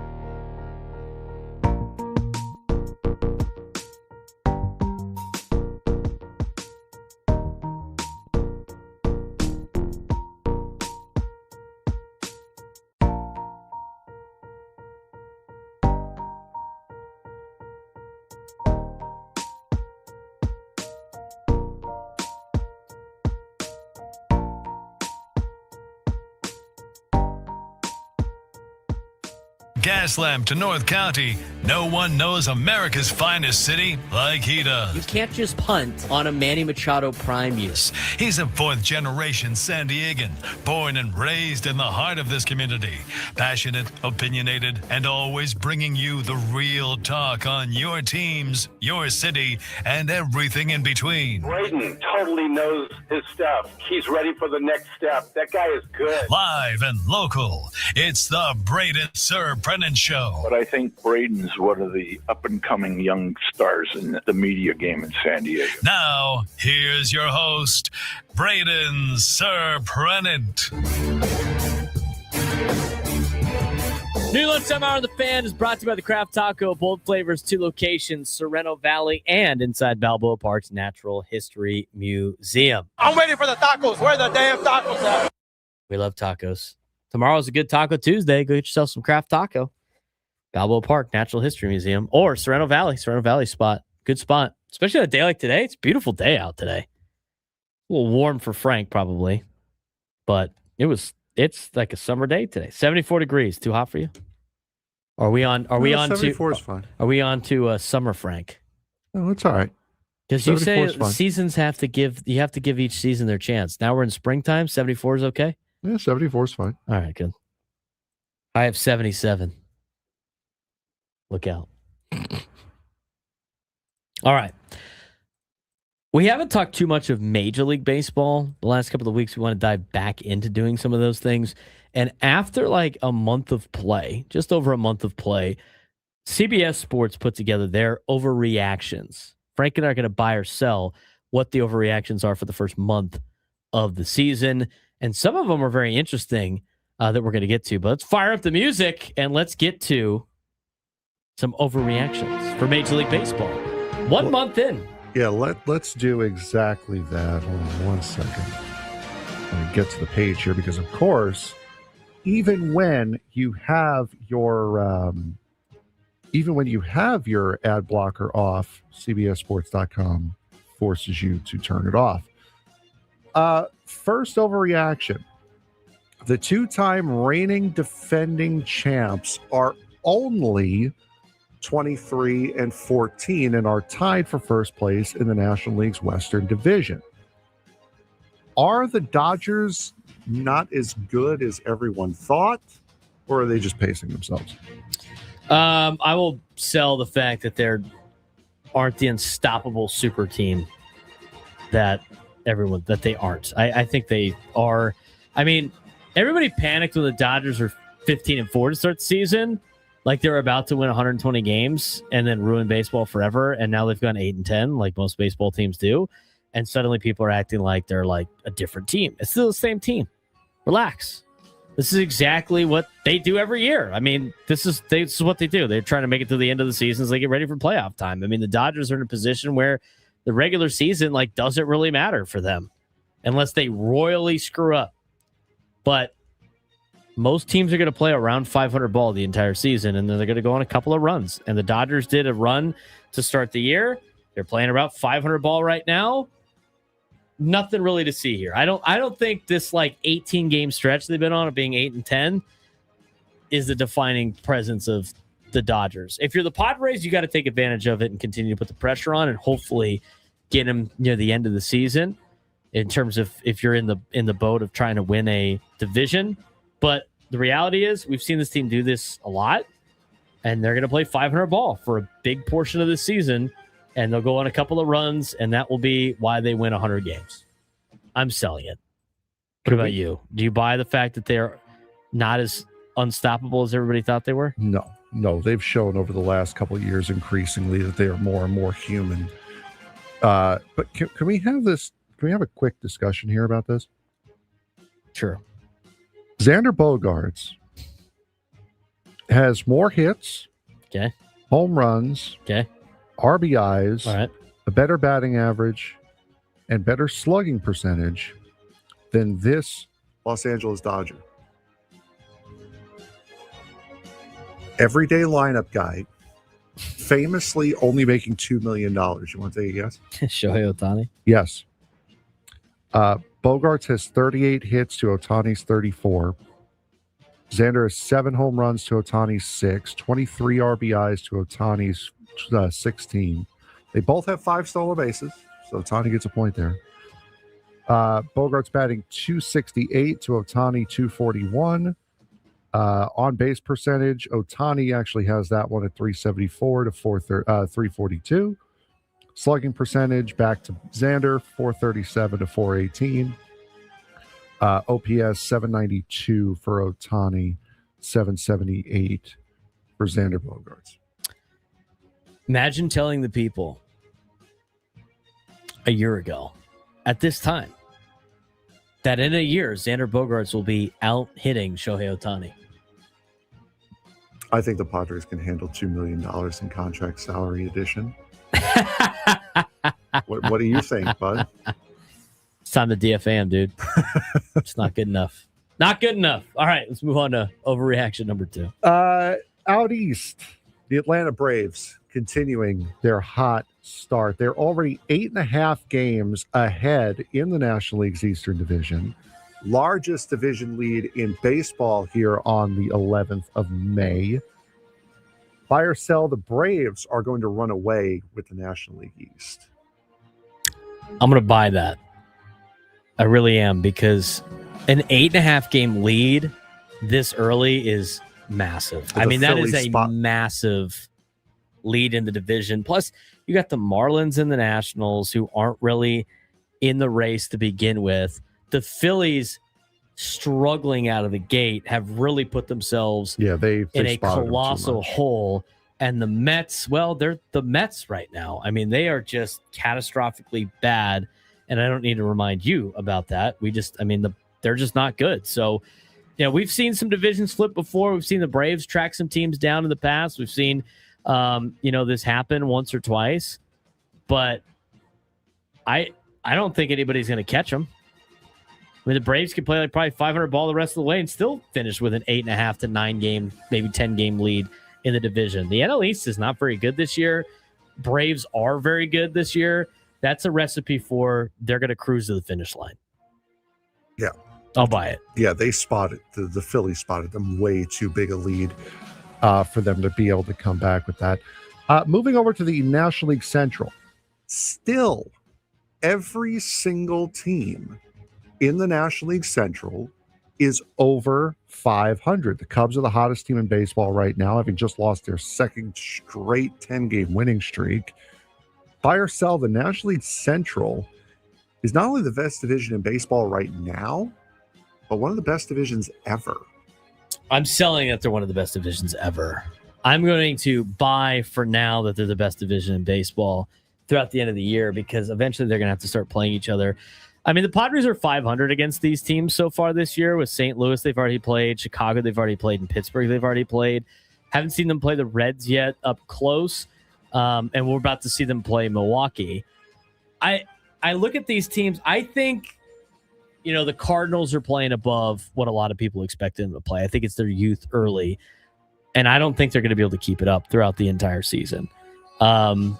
I don't think the Pirates are going to be able to keep it up for the rest of the season, even though they're off to a lot better of a start than you would see. I don't think the Reds are going to be near the top near the end of the year. I know they got a great manager in Terry Francona. I understand that they have, some young talent too, but I don't see them all continuing to dominate throughout the entire year. And I think some of these teams are going to start coming back down to earth. But every team right now is above 500. So that's crazy. Cubs look really good. They've had injuries that haven't really impacted them yet. Milwaukee never goes away. Pittsburgh is feisty. Even St. Louis was supposed to rebuild, and they're hanging around. But somebody's going to fall off eventually. So Reds look shaky right now with bullpen issues and injuries. Pirates still haven't proven that they can sustain winning baseball over 6 months. They might produce 3 playoff teams because the NL West has 2 teams that might be selling now at the deadline with the Rockies. And the fact that the East isn't very good, I think, lays out that the NL Central is right now the best division in baseball, but I'm buying it for now. I don't think they will be at the end of the year. The New York Yankees, 25-12, lead the majors in home runs. Of course, why wouldn't you? Expanded yesterday after Aaron Judge hit number 16. Can't wait for that phone call. Well, now he doesn't have to make it since I've already acknowledged it. The Yankees, buy or sell, the Yankees are going to win the American League, not just the American League East, with ease. No, I'm going to sell that. Right now, they look like the best team in the American League. Right now, the lineup is mashing. The run differential is nice. Garrett Cole isn't even fully back yet. But it never works this cleanly in baseball. Also, by the way, I don't know if you've noticed, they're not even like in first place right now in their own division. They're a game back of the Rays. Yeah, but the Rays don't count. What do you mean they don't count? They don't count. They don't count? No. They have the best record in the American League and they don't count? No, Rays don't count. What would make you think the Rays count? When did you become a Yankees fan? Did this happen over the weekend? Oh no, this is national media right here. This is PR. Yeah, this is Frank's NLB national PR. Media PR for Major League Baseball. Yeah. The Rays don't count because they have a better record than the Yankees. Yeah, just like we had to show you guys how good Shohei Otani was at pitching over the weekend by showing videos of him pitching against the Marlins while the Dodgers were playing the Braves. Well, you said it was going to be like a clean victory to the American League. I don't think that's going to be the case because I think the Rays are going to challenge them. But outside the Rays, Frank, there's nobody else. The American League has 3 teams above 500. They do be bad. The National League Central has every one of their teams above 500. The American League has 3. The National League Central has 2 more teams above 500 than the entire American League. That's a oof, isn't it? That's a massive oof. It won't be clean because the Rays are going to give them a run, but that's about it. Here's a bold take. Rays, Yankees is even possible. I mean, maybe it might be possible. Are they going to be the top 2 teams? Are they going to be the teams in the American League Championship Series? It's possible for the championship series. Wouldn't be possible for the seeding. No, because they can't be a 2. They would have to be. They're going to be a 4, which means I don't think they are. Right? Isn't the 4-5 on the same side as the 1? So they won't. They wouldn't even. They'd play each other in the divisional round. That'd be a shame if those 2 teams play each other in the divisional round. This isn't going to hold up the rest of the year, but as of right now, you would have in the American League. Here's your playoffs. Tampa would be the 1 seed. The Los Oklahoma A's would be the 2 seed. You had a bye. Which, you know what's funny about this? This happens last year, and you could have technically had 2 playoff teams in minor league ballparks. Yep. Mm-hmm. Now you only have 1 because they got the Trop back up and running. Not only would they have gotten the playoff games there, they would have gotten first-round buys. Correct. You'd have divisional series, and if one of them advanced, the championship series would have to go to a minor league. They would have to move things around. So your playoffs right now in the American League, it's season ended today, which it does not. Tampa 1. A's 2, Guardians 3 at 500.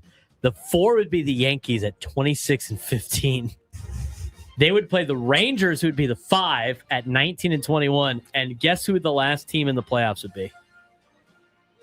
White Sox? The Chicago White Sox. Let's go. They would be the 6 at 19-21. You currently would have 2 teams with losing records in the playoffs. It's not going to happen like that. It's not going to happen like that. I love this stupid sport. All right, move on to the next one. What do we got? What do these 5 players all have in common? Arson Fudge, Munetaka Murakami, Matt Olson, Yordan Alvarez, and Ben Rice. They all hit home runs? They all have 12 home runs or more going into play tomorrow. Well, today. Buy or sell. Someone is going to hit 60 home runs again this season. Both Fudge and Murakami are on pace to hit over 60. They are? What's their pace? Does it say? It just says over 60. I don't want to do the math. At the writing of this, Fudge had 15, which put him on pace for 66. Murakami had 14, putting him on pace for 61. Someone is hitting 60 homers again. I'll buy that. I think it's Aaron Judge. I think Aaron Judge will hit 60 again. I think Murakami will slow down. I think teams will adjust and figure him out. Judge, they know what Judge is. They know how to attack Judge. They've already made the league adjustments against Aaron Judge. He's going to hit 60. Maybe Murakami hangs with him. Maybe Ben Rice can hang with him. Maybe some of these, others that you mentioned can hang with him for a long period of time. But if I had to pick one, it's going to be Judge. What's the record again? The non-Barry Bonds one? Did Judge beat that one? I believe so. I think he hit 60 something. They beat the Marist one for sure. 61 was the Marist one. Yeah. Aaron Judge home runs. I got to go look that up real quick. I forget. I can't. The record stuff I never remember off the top of my head. Well, he hit 62. So he beat the Marist. So he beat the Marist one. What did McGuire hit? Or does that one not count either? Didn't McGuire beat the Marist 61? Yes, 61? he did. And then the most is Bonds. He had 72. 73. McGuire hit 70 and 98 and hit 65 and 99. We're saying those don't count, right? Because of steroids. Is that what Major League Baseball is trying to? Whatever. Sure. Speaking of steroids and things not counting, Shohei Otani currently leads Major League Baseball with a .097 ERA in 6 starts. Buy or sell, Otani is going to win MVP and Cy Young this year. Why are you thinking about this? Because he will, because it's everybody loves Otani. From a actual stat standpoint, we went through his offensive numbers. You can't give him an MVP for that. I guess the fact that he pitches and hits automatically qualifies him for it. What were you saying? Weren't some of his starts, quote unquote starts, 1 or 2 inning outings to start the season before he started pitching more? I'd have to look. I'm selling that. I'm going to sell it. Okay, because I don't the fact that he pitches and hits still enamors a lot of people, and so he'll get a lot of votes for both. But I don't think he's gonna have a ERA. What did you say his ERA was right now? .097. He's not gonna continue that. That's gonna go up eventually. And the other thing too is I don't think he's gonna out hit everybody else. Here's the thing you're forgetting though. And it's a major point of contention. But Shohei Otani. I get that. But I'm still barely selling this. I'm selling it because I don't think it's gonna work out. But Otani. Stop it. Yeah. Oh no. That must have been last year then that I was thinking of. Okay. He has had extended stretches where he hasn't started though. He's only got 6 starts. 6 innings. No, he's thrown 6 innings every single outing. He threw 7 on the 5th. Okay. But Otani. Right. I guess if he wins, That's all Major League Baseball's argument's going to be. If he wins the Cy Young, he probably automatically wins the MVP. So I'm selling it now, but I just don't think he's going to keep up the ERA right now. But if he has a sub-3 ERA, which he probably will, if he wins the Cy Young, he'll probably automatically win the MVP. Here's a question for you. Mm-hmm. Regular season barely matters for elite MLB teams anymore. Buy or sell it. We'll talk about it. College basketball now? We'll talk about it when we come back on the Braden Surprenant Show. Settings over on Sports Station 97 through the Fan.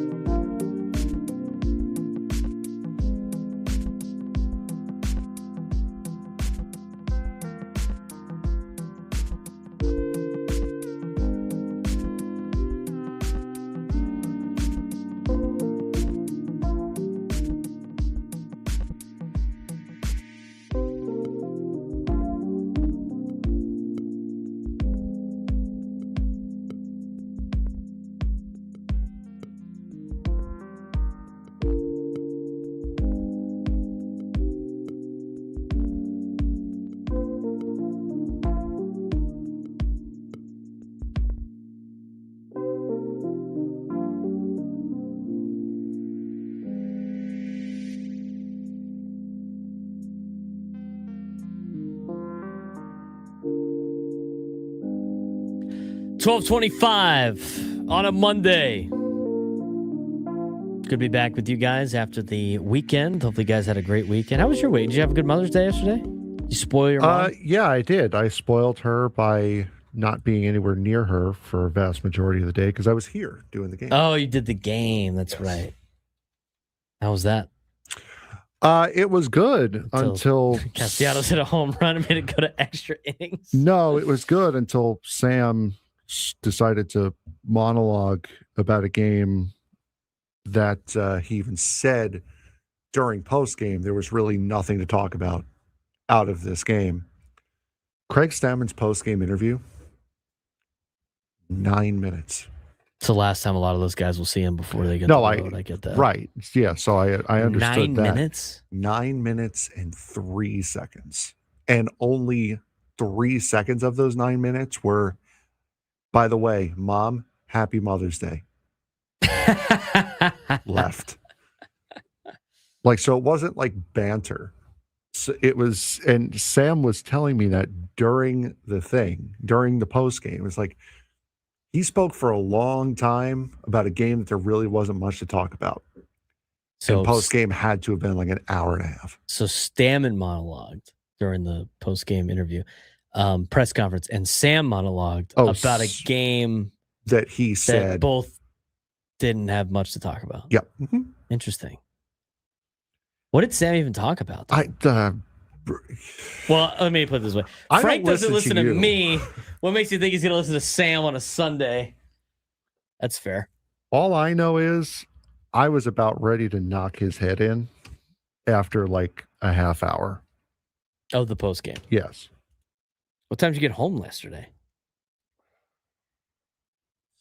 Like almost 7. 7 o'clock? Just about like 6:30, 7 o'clock.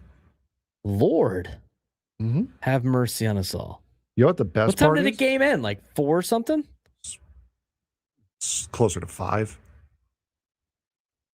So Wow. 6:30, 7 o'clock. Yeah. Did you end up having dinner or something at least? Yeah. With your mom? What'd you guys have? Oh, no, I did not. My dad made a 6-pound prime rib. Nice. For himself. Excuse me? Yeah, exactly. You raising your voice at me? I think my mom had some sort of shrimp hero kind of thing. And I meal prepped for today with baked chicken and rice. Nice.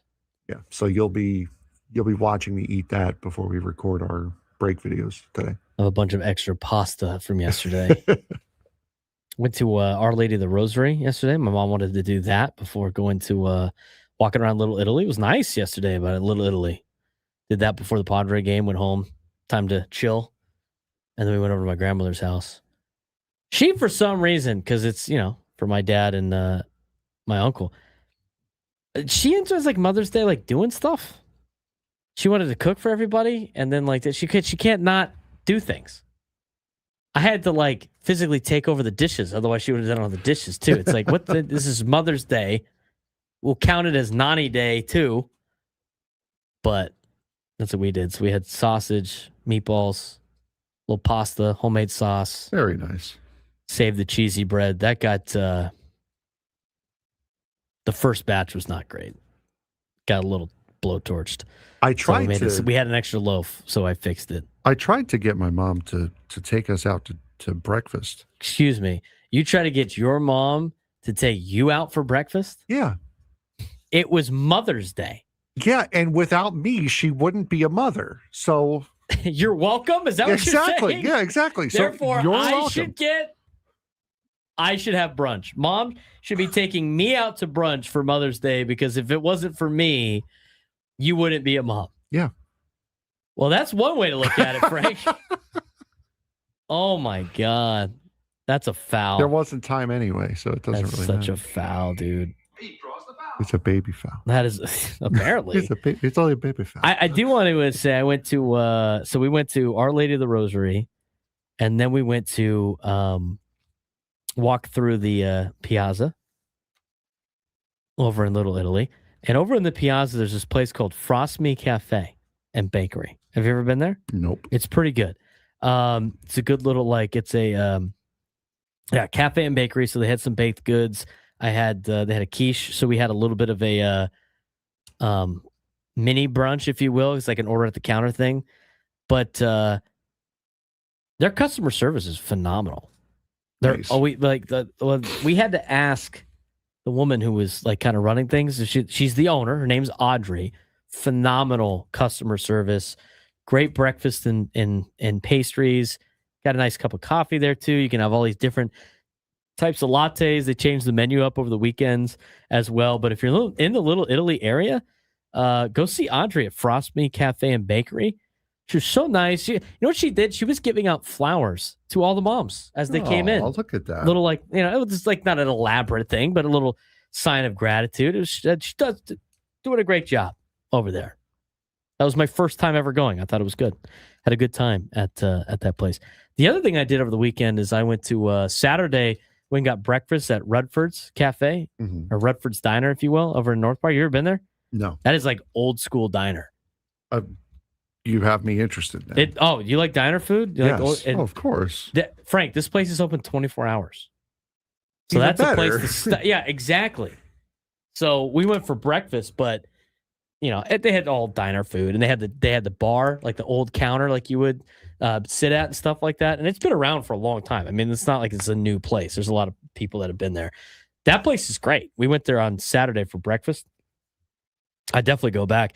As I was like finishing up, paying at the counter, all that fun stuff. I feel like you're in like a classic LA movie, stuff like that. This guy shows up next to us, and he sits down. He's at the counter, and it's like 11:30, almost noon. Guy just orders a chocolate milkshake, just sitting at that's it. Chocolate milkshake. Check. I'm like, dude, what have yourself a Saturday. He had his phone out, just by himself. He was watching something on his phone, down in a chocolate milkshake, and they do it right, diner style. They give you the glass, and then they give you the extra that comes in the tin. You kidding me? It's great. I love a diner. I'd like to see more diners in town, especially the 24/7 variety. From what I heard, the reason why there aren't so many diners out here is because they're associated with truck stops.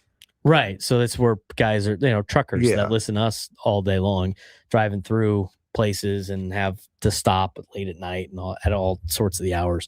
I believe that. So that's why Redford's there aren't too many genuine Redfords, you said it was? Rudford's. RUDFORDS. Gotcha.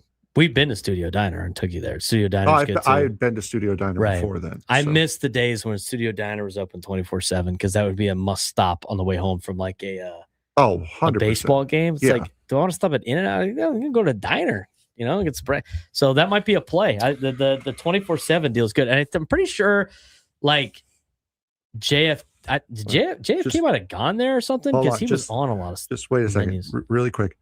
To anyone who might be listening to us at Studio Diner right now, turn the phone up and call the waitress over. There are sports idiots out there that will pay for a ridiculous sized breakfast at midnight if you stay open that late. So let's move the hours. Let's get the hours back to what they were. Expand the hours again. Expand. They used to be 24/7. They haven't been like that anymore. I mean, it's good. Like if you go to an event over here at Mission Valley, to be able to stop off at Studio. It's on my way home, but like for you driving north wouldn't make any sense. Now Rutford's not bad. You just go to North Park. We're to shoot across the North Park. Parking's kind of a pain, but you know what? They have their own lot, so. Maybe. What's the other one, like the bougier place? Oh, darn it. Bougier place. It's one you have to get there like way, way early. Where is it? What are we talking about? I believe it's in like the North Park area. Or the Lafayette? No. Because they have a diner at the Lafayette that's also open up 24/7. Oh, God. I'll remember it at some point. And I'll said in North Park? Are you talking about like Morning Glory down in Little Italy? That's almost impossible to get into. No, I got it. I'll remember it. All right. Well, we digress on that. If you could take me down to some sports trivia when we come back, and we're going to talk about the Padres rotation as well, especially with Giolito coming back. There's a interesting situation with what the rotation might look like because somebody's going to be an odd man out here this week. But if you could take me down in some sports trivia in the next segment. 833-288-0973, 833-288-0973. You'd be qualified for a shot at our grand prize, a $500 gift card to Westgate Las Vegas, the home of legendary Vegas fun, now offering the breakaway from fees package, including a $75 daily dining credit, 2-day spa passes, daily cabaret tickets, complimentary valet parking, and zero resort fees. Special rates starting at $89 a night. Book now at westgatelasvegas.com. We'll get to that. Plus, talk about the rotation when we come back on the Braden Surprenant Show. San Diego's number one sports station, 97.3 The Fan.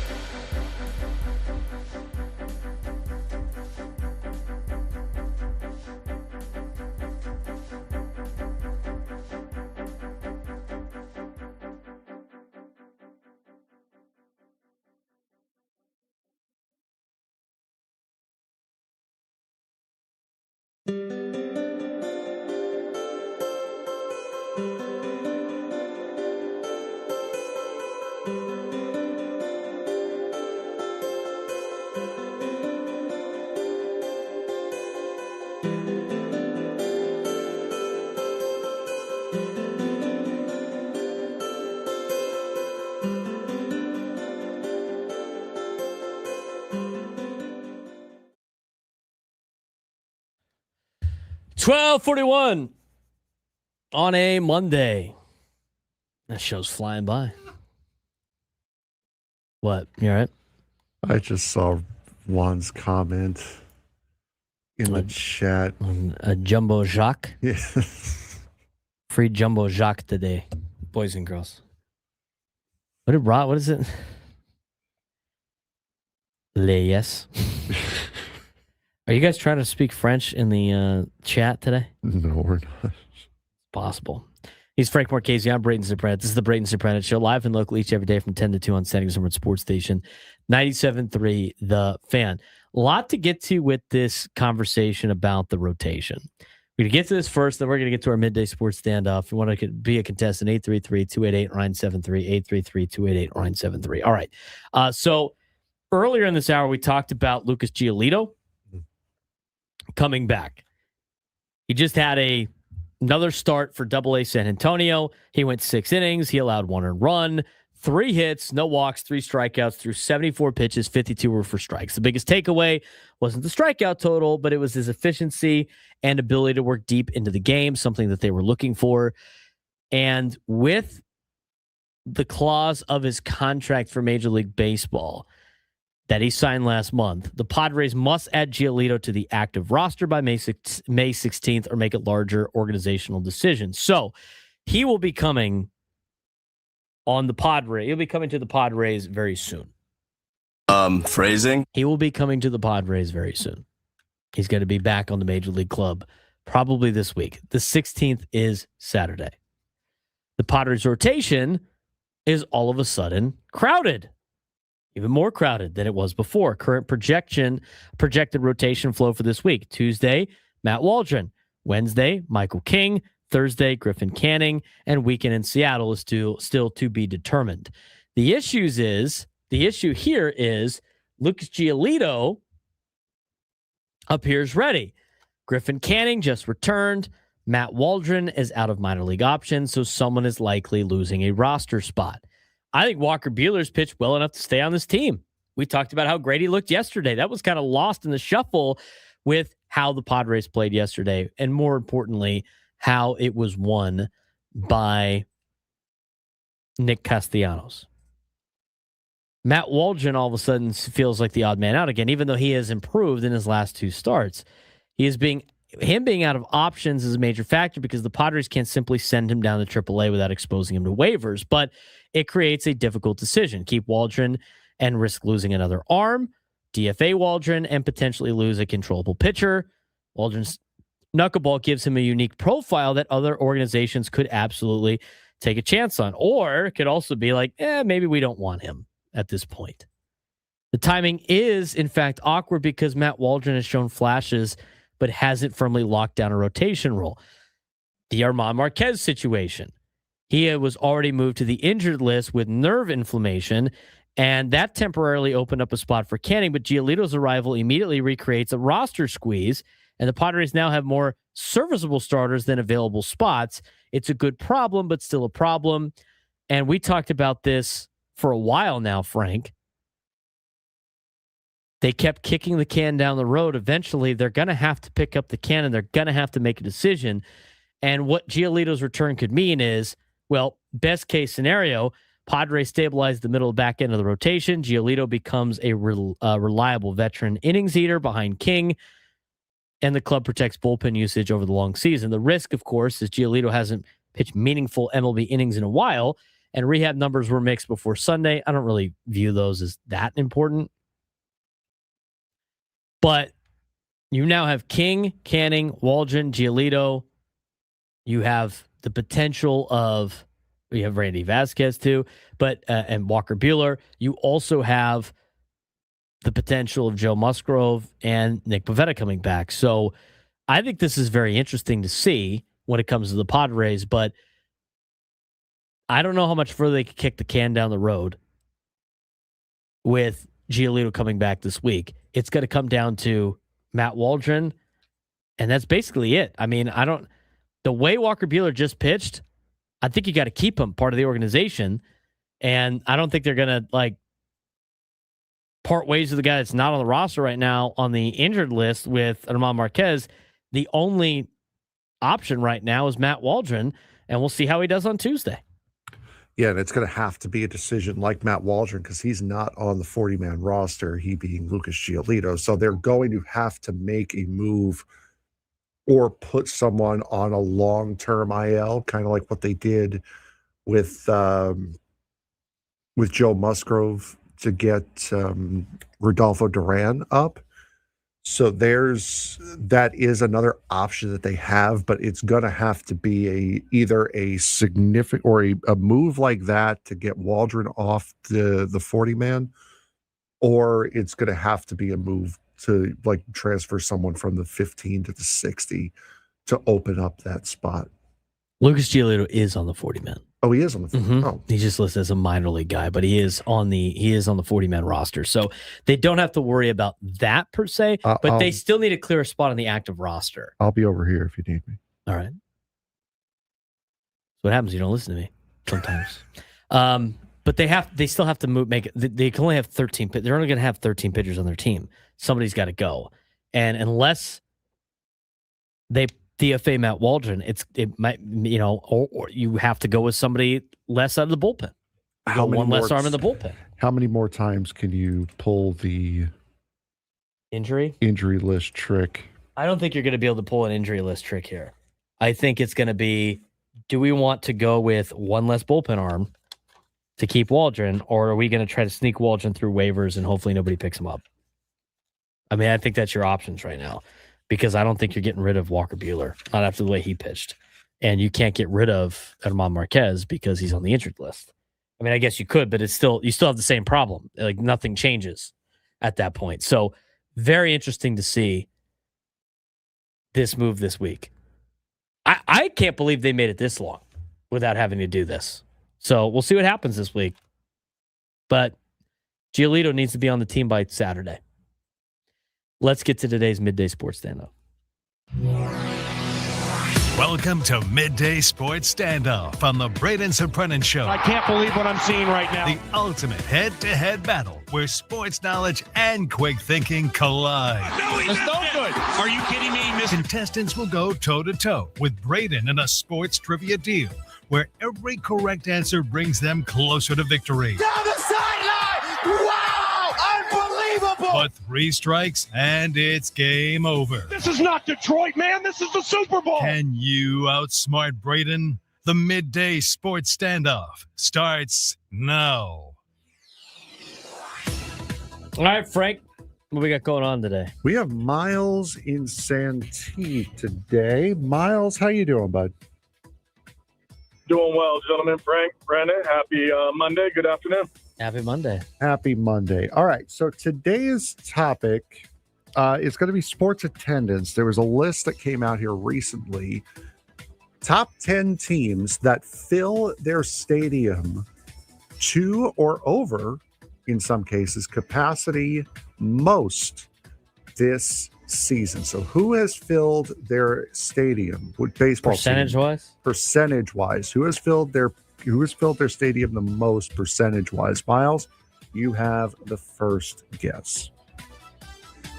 Just making sure we're talking MLB. Yes, MLB, yes. That team up north, the blue team. They are number 3 on the list. 92.2% capacity so far this season. Padres. Got to be up there somewhere. They're not only up there somewhere, they are up there at the top. One of only 2 teams that have filled their building to capacity over 100%, 105.1, number 1. Miles? Let's go Yankees. Yankees are number 7 on this list at 87.3%. Well, this team's been very good at home. Been pretty popular. The lovable losers, the Chicago Cubs. The Cubs are number 10 really on this list at 79.2%. I guess you got to factor in the fact that it's cold sometimes, and when it's cold, people don't go to ball games. And they also play during the weekday most times. Yes, Miles, that's also true. Let's go that team north of us. Let's go Toronto. Toronto is number 2 on the list at 102.2% capacity. I thought you said what were the Dodgers? Number 3. Oh, they're 3. Wrote that down. Oh. Okay, the Blue Jays. Okay, let's go with this one might be hard because they're not very good right now, but I think the Phillies fans have shown out early this year. Number 5, 90.6% capacity. Miles? Braden, that's where I was going with that. Let's go with the other team in the East that's not doing too well, the Mets. The Mets are number 9 at 80.4%, and I must say I'm rather disappointed. Those are rookie numbers with this team being this bad. We need that, we need that number in like the 60s, guys. Come on. Oh, man.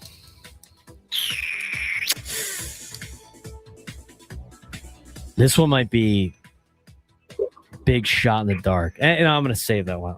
You only have 3 left here. What about the Boston Red Sox? Place was packed when I showed up. Red Sox are number 4 at 90.9%. Miles, if you get this right, you'll guarantee yourself at least a tie, which means you'll be qualified. Well, I think me and Braden are hitting this the same way, just teams with good fan bases. But, oh, man. There ain't a lot to do out there. San Francisco, the Giants? They are number 6 at 90.3%. So, Miles, congratulations. You're officially qualified. Braden? All right, since he's already qualified. Number 8 on the list? Yes. American or National League? National League. Okay. Oh, now we get hits. Well, you already won. You already won, so you're fine. What about the Bravos?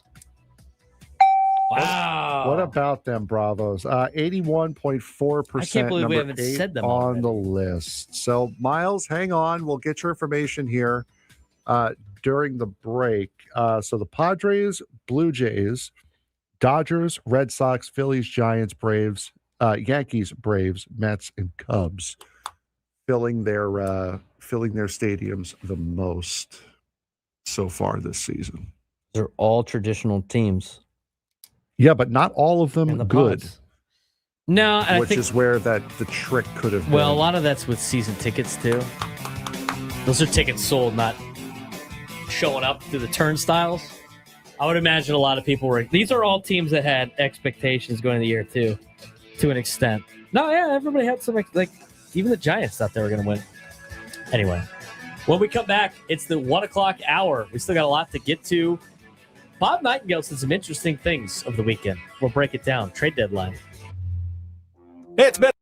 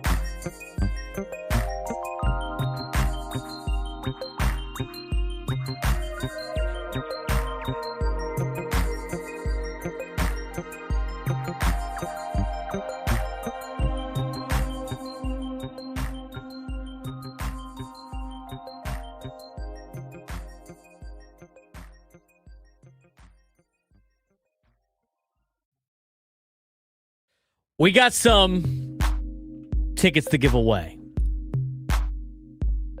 in this hour. At the end of this break, or this segment, going into break, the first one to call in and answer a trivia question about the Athletics will win tickets to a pair of tickets to Padres and A's on May 23rd. You can get your tickets at Padres.com/tickets. 833-288-0973. 833-288-0973. At the end of the segment. You cannot call in now. You got to call in at the end of the segment. I will give you the trivia question. Frank and I got a pretty good one today. Frank will smile over there in a second. It's a pretty good one. You take mine as inspiration, or we're going to do that. 100%. Oh, it's going to be the fantastic. question. It's going to be great. I like it. I like the idea, especially for the A's. It's wonderful that we have now added the Los Oclamento A's. Stay tuned. End of the segment. All right. Fire up the MLB music. We got some MLB talk to get to when it comes to the trade deadline pressure cooker, if you will. Now, it is May 11th, correct? That's what all it was day. Last time I checked. It's May 11th all day. When is the trade deadline, Frank? August 3rd. Seems a little early to be talking about this. Oh, it's never too early. We talk about the 2026 NFL draft after the 25 NFL draft ended. We don't. The media might.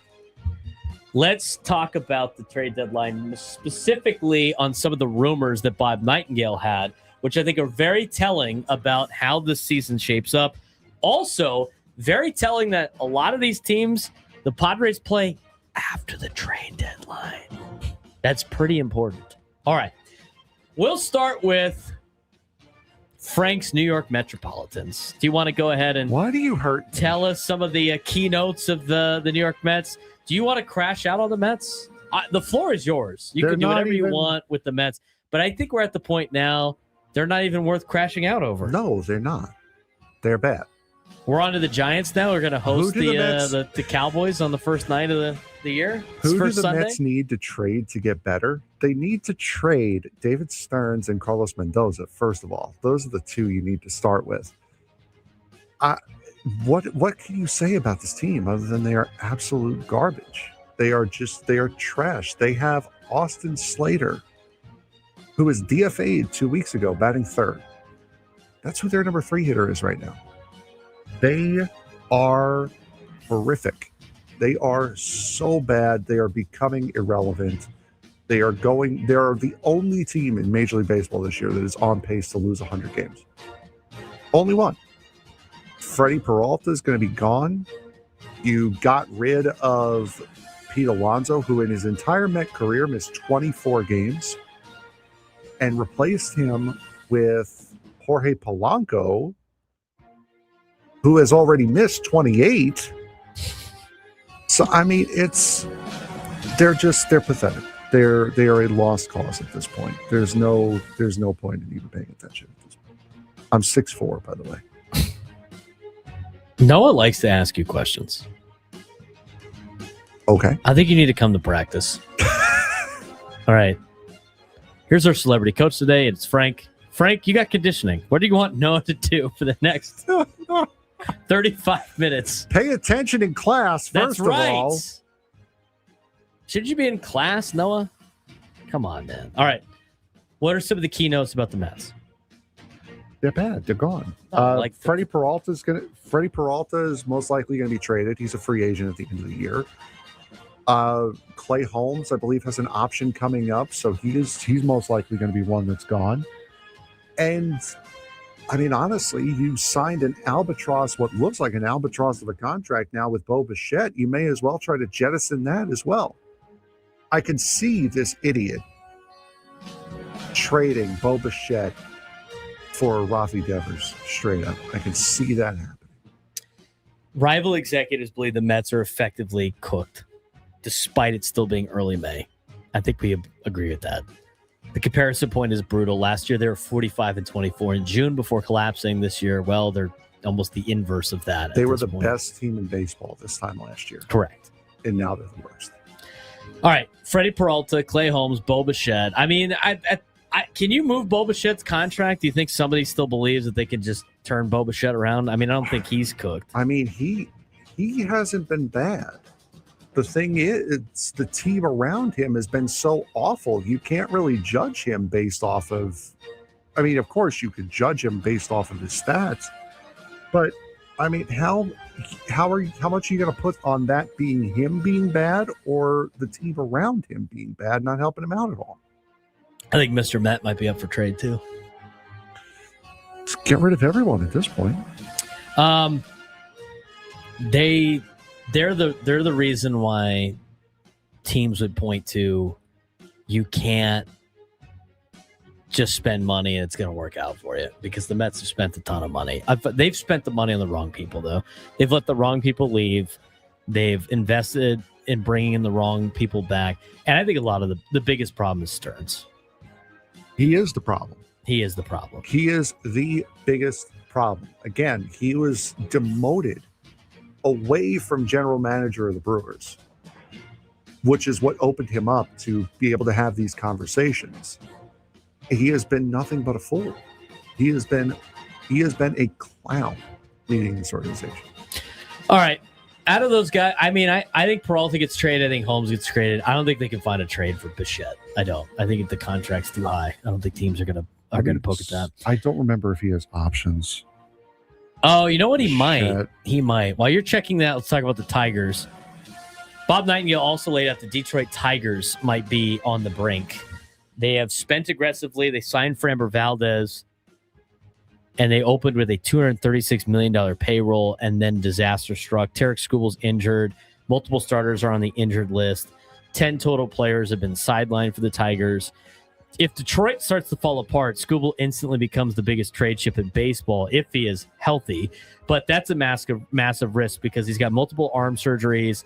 His future contract is going to be insane, and teams would need some medical confidence in order to give anything up for Tarek Skubal. That's the other thing, too. Like, even if the Tigers pivoted to, like, selling, could they really sell for a lot for Tarek Skubal as he's going to miss 2 to 3 months after the surgery he had? From what I last said, and Adam's right, Bichette does have player options after each year, so he can opt out.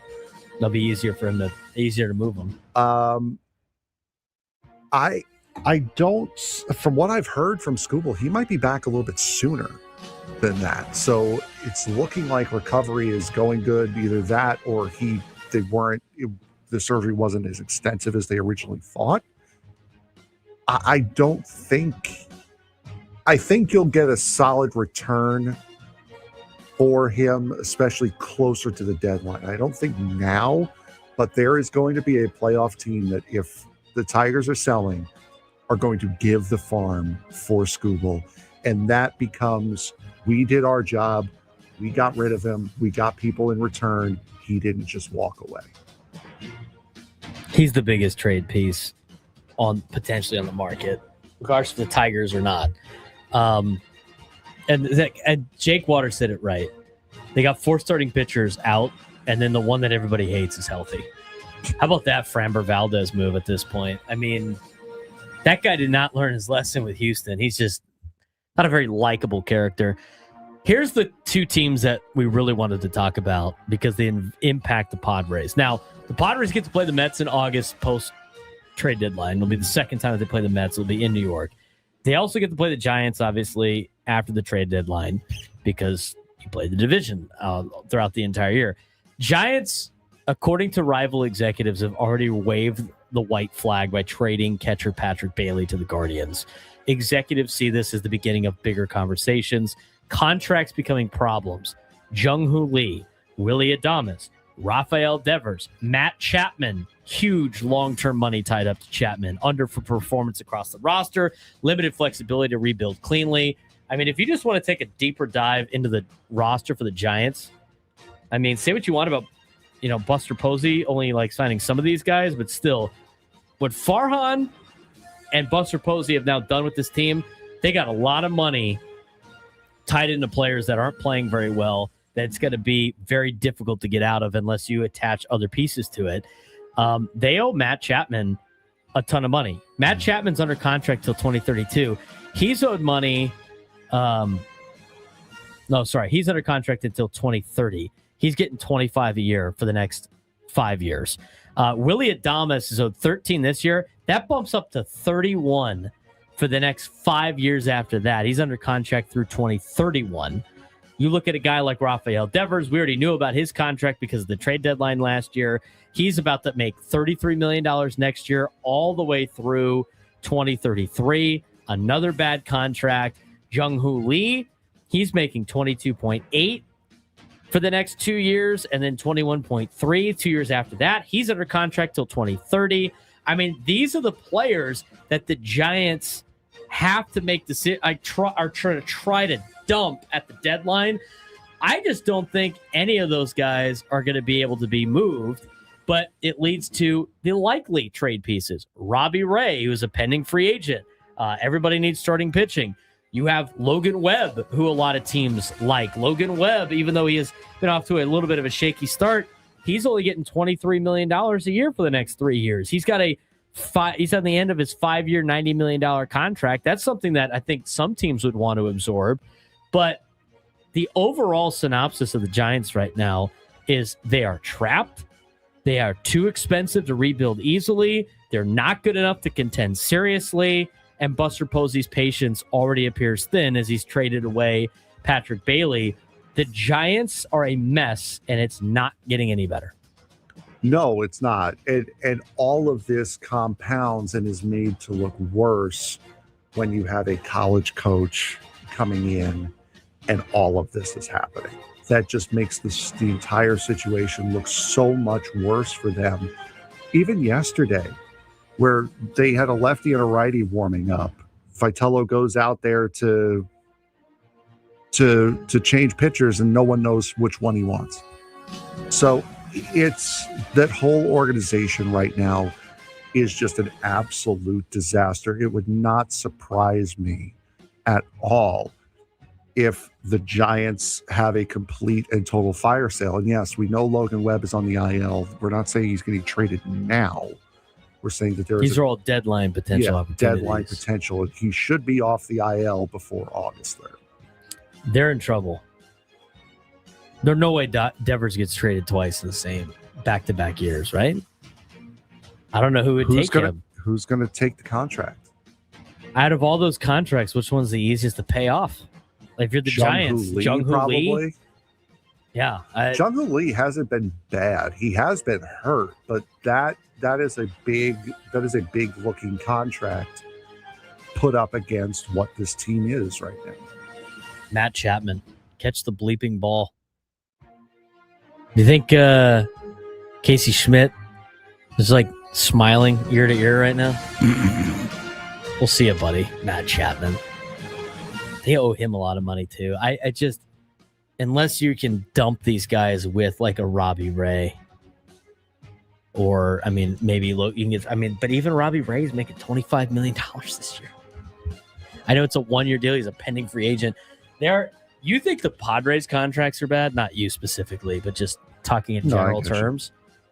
These contracts are worse because these guys are not playing well and they're in last place. Nothing's getting better for the Giants. Moving on to the next team, the Arizona Diamondbacks. I find this one to be a little interesting out of Bob Nightingale's column from over the weekend. He calls Arizona sitting in baseball purgatory. And to be honest with you, Frank, he's not wrong.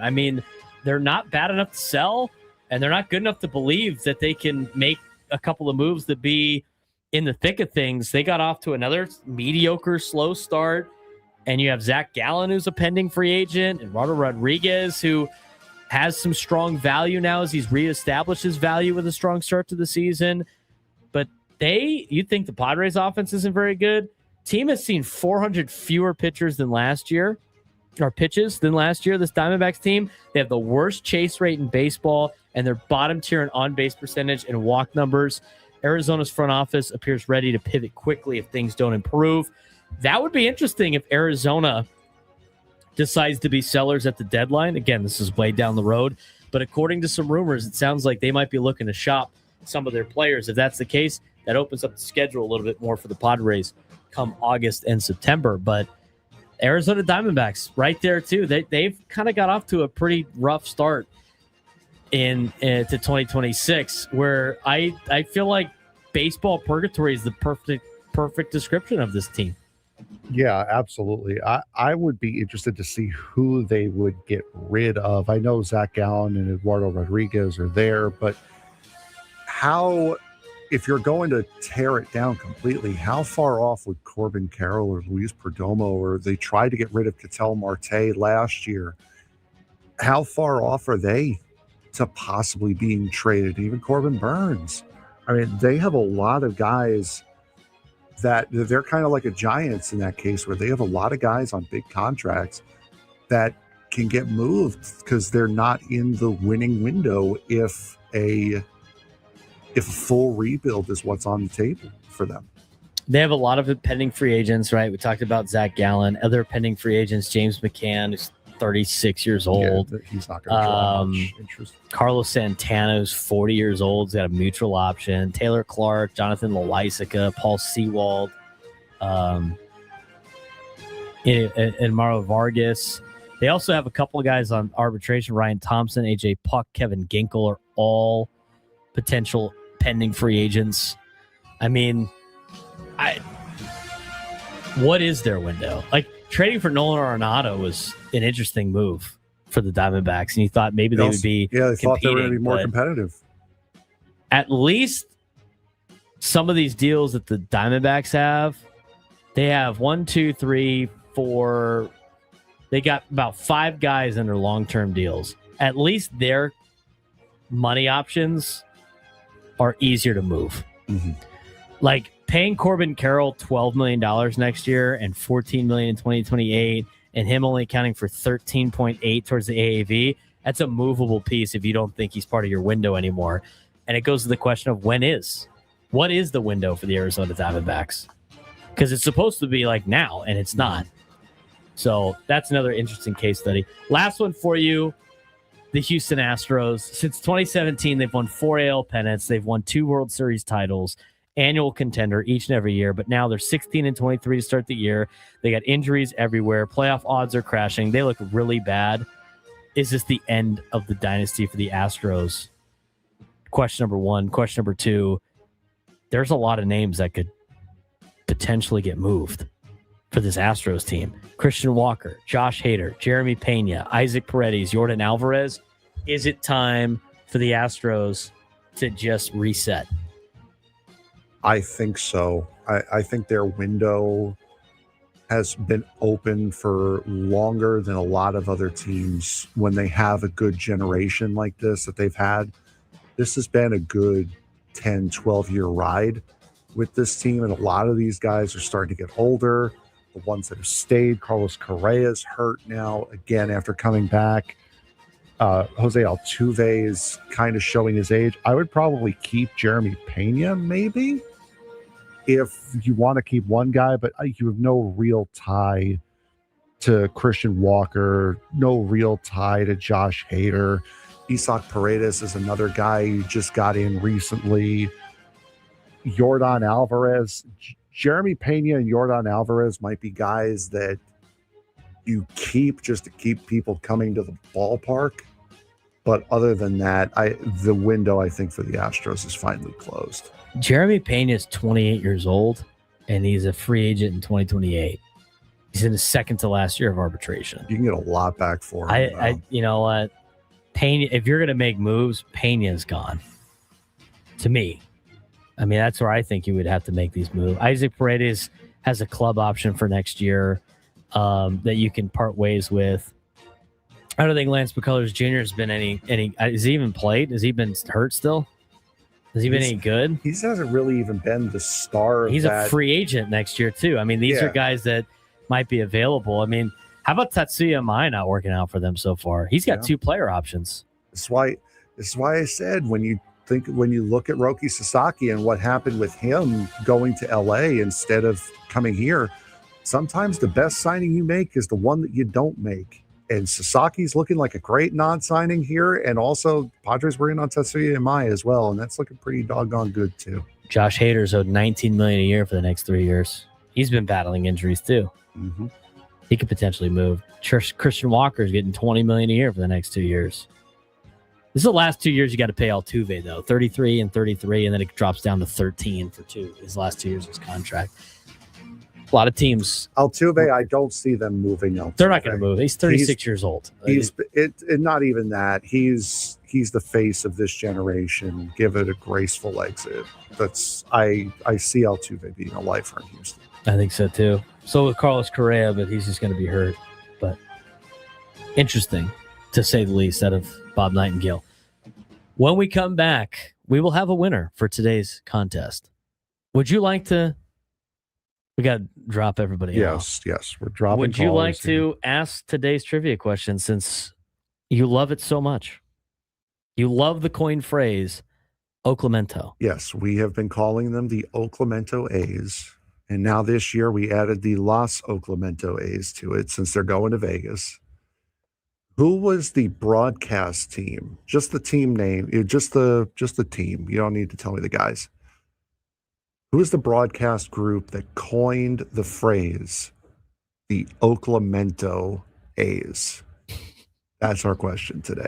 833-288-0973, 833-288-0973. If you are the first one to call in and answer Frank's trivia question correctly, you will win a pair of tickets to Padres versus those Los Oclemento A's on May 23rd. You can get your tickets at padres.com/tickets. We will have a winner when we come back.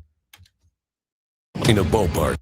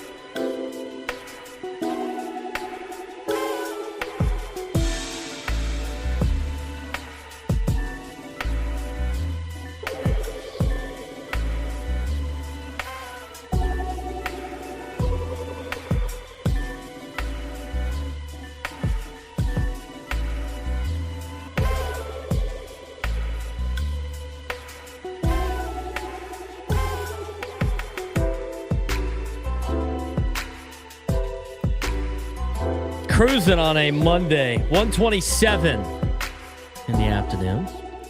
Padres off day. This is like where tomorrow I jump on and go like, what did everybody do yesterday when you don't have a Padre game to watch? You gonna enjoy the night off, Frank? Yes. Yes, I am. What are you gonna do? Nothing. You're just like gonna sit there and look at a wall? You'd be like SpongeBob at the diner with the cup of coffee just sitting there? Yep. That's, you know what? That sounds lovely. Yep.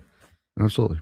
That's whenever we get home after the long day of recording all the extra stuff on a day like today, which we only get to use 4 times this week. We're off on Thursday. I don't think there's a roundtable on Thursday. I wouldn't think so. Game starts at 10 something, right? Pre-game's at 9:40. 40 minute Epic Wings Padres roundtable. Epic Padres roundtable. Epic Wings, Epic Padres, Epic Roundtable. Now you sound like somebody at rock bottom. Except instead of doing the it's rock, it's epic. So no roundtable, not a shortened one. No roundtable on Thursday. Wow. What are you gonna do with all your free time Thursday? Let me guess. Nothing. No, now you're the magic conch. Yeah. What should Frank do on his day off? Nothing. How many SpongeBob references can we get in one segment? We've hit the over. I'm going to tell you right now, we've hit the over for this one. Frank will be listing off every Mets roster since the 1960s tonight.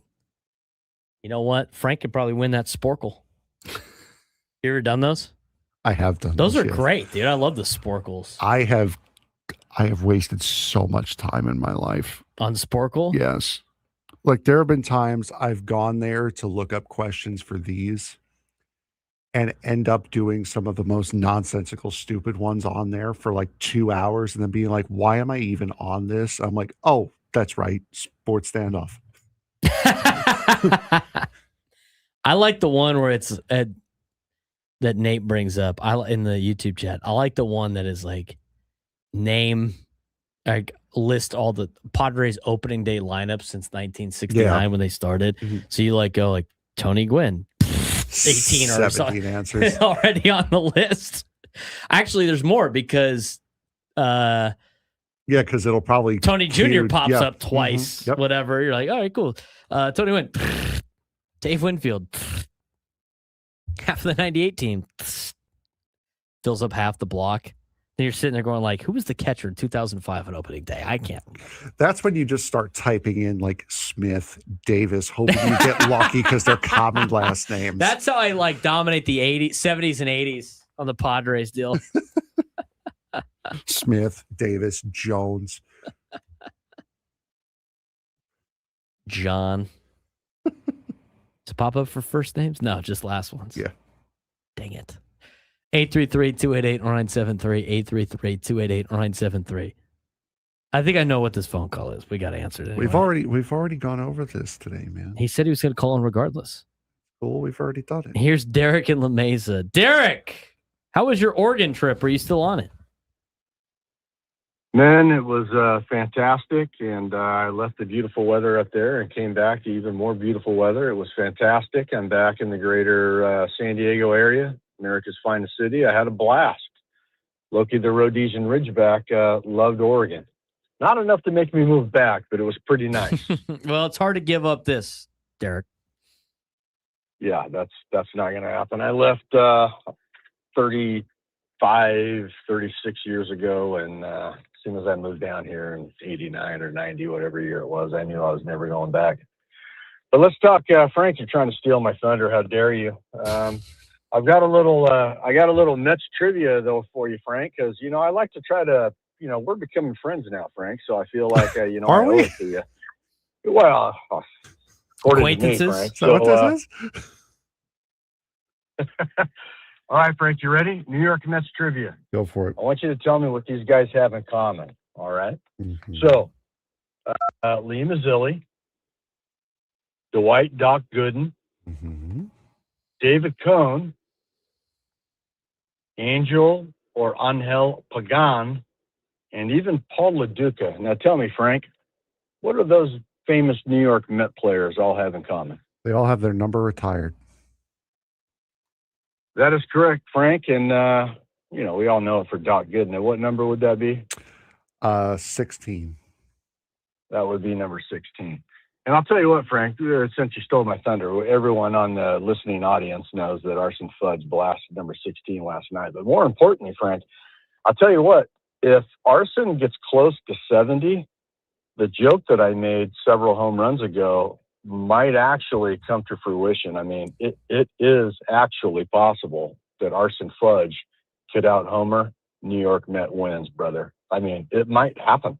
I wouldn't be surprised at this point. Would not be surprised in the slightest. I gotta say, point. Derek, I appreciate the phone call as always, and I'm glad you made a safe trip back. I wonder what Keith Hernandez stat he's going to bring up for the next. All we gotta know, right? This is what you gotta have in your back pocket. Derek better hope Oregon doesn't have a miserable year. That's all I gotta say. Like, Oregon football better be like back. They better be dominating teams this year. If they have a bad year, oh boy, Frank's gonna be all over that.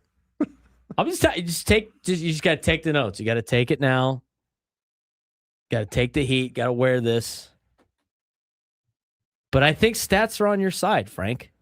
You know what the O stands for. Yep. You know what the O stands for. Oregon. Nice try. Does it not? Means 0 national championships. That's what it stands for. Hey, I love trolling Oregon as much as the next guy. I'll feed you some fire for that. But I will say this. This bit makes me laugh every day. Every time Aaron Judge hits a home run. Because you know what? It's one thing for Derek to call in and just be like, ha, he hit a home run. But he's creative with the Mets trivia, first of all. Second of all, you're batting 1,000 on his trivia questions. So it would be more embarrassing if you're getting some of those wrong as a Mets fan. But you know what? You're on fire. You have answered more trivia questions correct than I think the Mets have won games. You just got to embrace it now. You just got to embrace, the brown paper bag over the head. You got to embrace the fact that, what? You got to take your wins. Mr. Met beat Dinger in a push-up contest. I don't know if that necessarily it's a win for you or not because you like Dinger, but here's how I get back at this team. At the Mets? Yeah. Okay. I just don't care. We're at that point. Flat out. We're at that point in the stages of the they are irrelevant. Sad sports fan. It's NASCAR season, baby. Oh, that's all it is. That's what it is. It's NASCAR season. Anybody give you a bobblehead? They should have. No, guys. Thank you for coming through on the Padre NASCAR bobblehead. Y'all are sick for that. Nate is playing you the world's smallest violin. Okay. I've been playing it too. I've never seen Frank so excited for Giants football in my life. Yay. At least you're not the Jets. Exactly right. Exactly right. 833-288-0973. 833-288-0973. When we come back, a couple of the local sports. It's the Mets. When we come back, we'll take a look at Setting UFC over the weekend. We will also talk about the Aztecs spring ball. They completed that over the weekend as well. And dive back into some Padres baseball. A lot to get to on the final segment of the Braden Surprenant Show. Setting Zone Sports Station 97 through the Fan.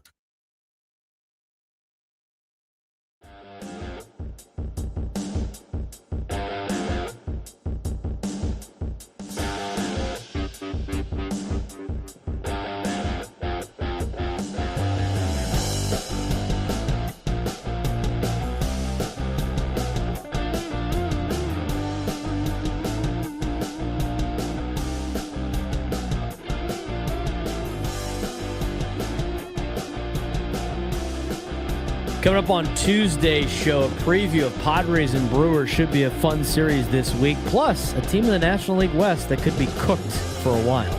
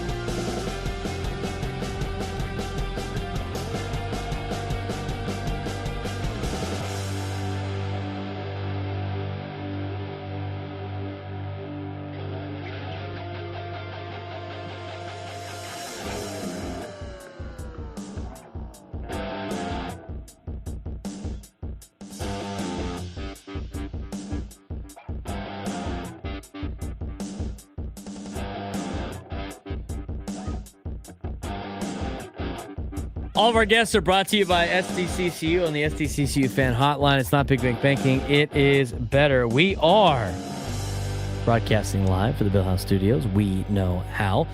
He's Frank Marchese. I'm Braden Surprenant. As we move on to our final segment, we're going to briefly talk about San Diego FC, and we're going to talk about Aztecs spring game, what the big takeaways were from a couple of weeks ago in just a little bit. I do want to, just to kind of recap what we've talked about today with the Padres, there's still a lot of things that we didn't fully dive into that we're going to get into tomorrow because, again, Padres off day today, so got a lot of extra talking points with the Pods. But Nick Castellanos, let me ask this question. Is Nick Castellanos becoming one of the most important role players on the team? Yes, especially with the somewhat diminished role of Gavin Sheets. Miguel Andujar's taken on a more important role. So is Ty France. You just lost Luis Camposano for a little while, and Bryce Johnson really hasn't had much of an impact at all this year. So, yeah, I would say he probably is the most impactful role player so far. Yeah, most important. Let's talk about this. I think he's becoming one. So he's making a massive adjustment that we talked about in the first hour. This is a guy that has played every day for the majority of his career. I think his entire career. I'd have to look it up. I'm sure there's some years mixed in where he wasn't an everyday starter, like his rookie year or something like that.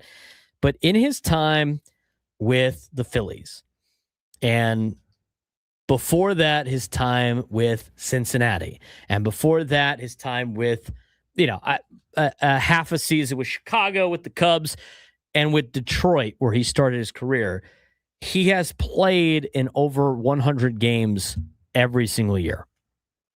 His rookie year when he was 21, he came up, played in 11 games. But after that, it was 148 games, 154 games, 110 games, 157, 157, 151, 151. Played all 60 for Cincinnati in the COVID year. 138, 136, 157. Played a full 162 in 2024 for the Phillies. 147.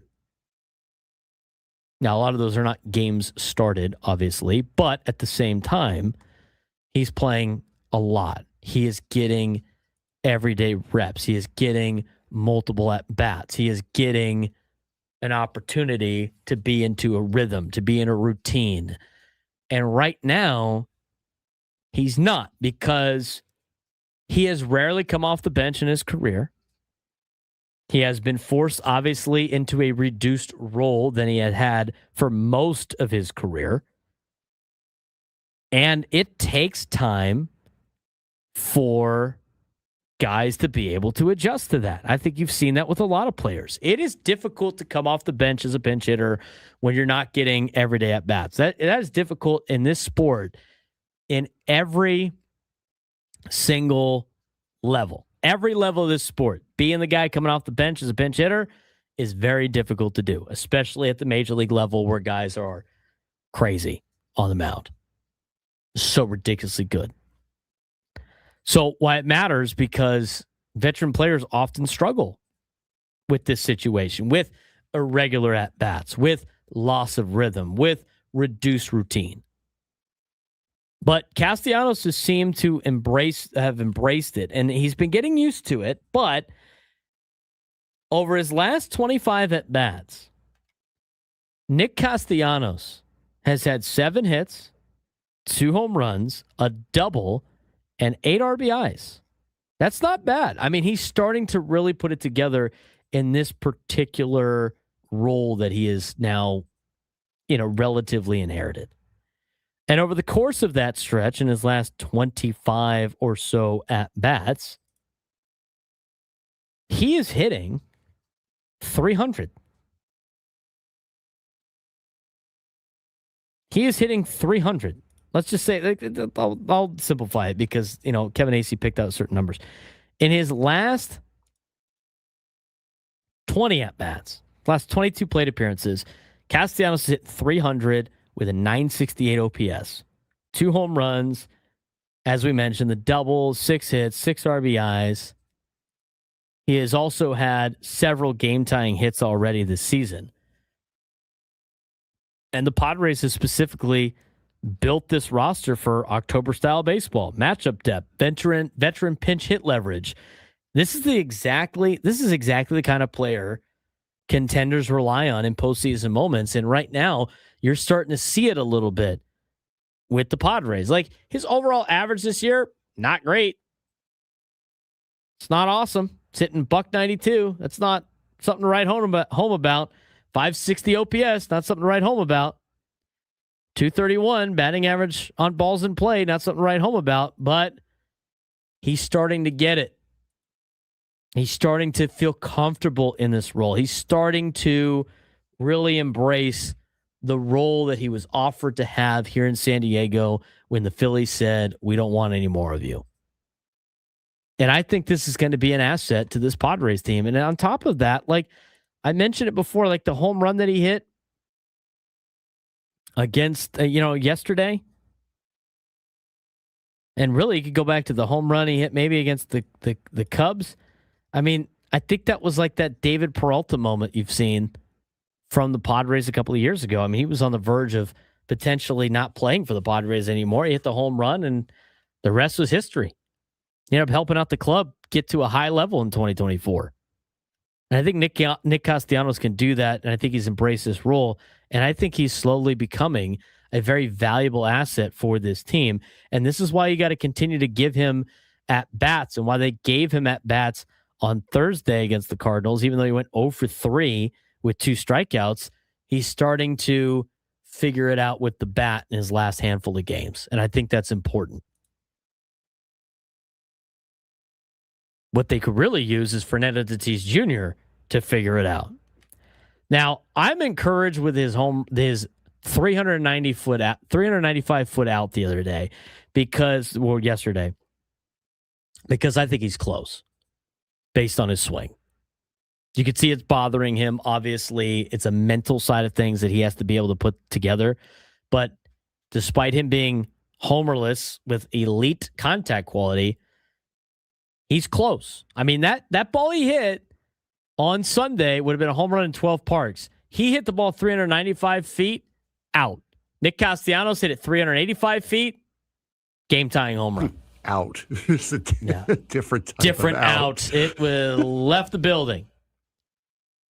It remains important because we continue to talk about it on this show. The underlying metrics remain strong with Fernando. The power outage may be more of bad luck than decline, maybe more of his swing. The concern, obviously, is timing. Padres need star-level production eventually, but they have survived without it so far.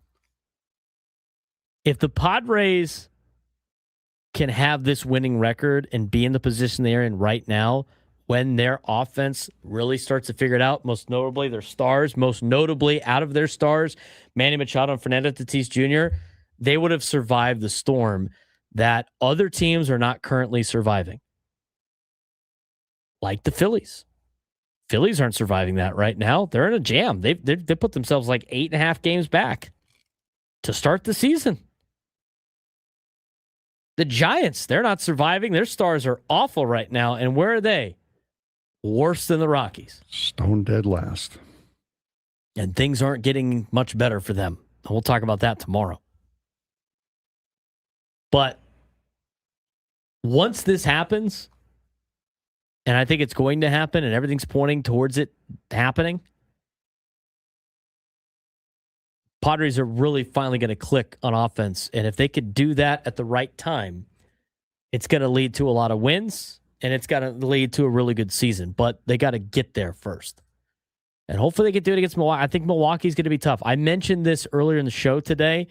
They got 3 games in Milwaukee against a team with a winning record, against a team that's, battled its way back after starting the season off slow, and a team that's in second place in the National League Central.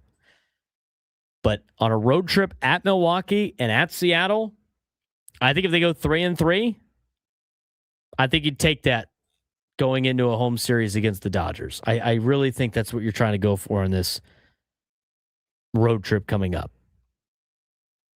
See what you got against LA, who's plus 69 in the run differential compared to your plus 3 right now. The interesting thing is with all of this, they do the expected win-loss on MLB.com based on your run differential. Padres run differential 20-20 expected win-loss. They're 24-16. They're playing 4 games better than what their expected run differential is. So good thing for the Padres being able to do that, being able to win games. That was kind of our big breakdown of the show today, mixed with some other things. We don't have time to talk about San Diego FC or Aztecs football. We'll get to that tomorrow if we have some time coming off of Padres off day. But I think Nick Castellanos developing into this role is huge for this team. I really do.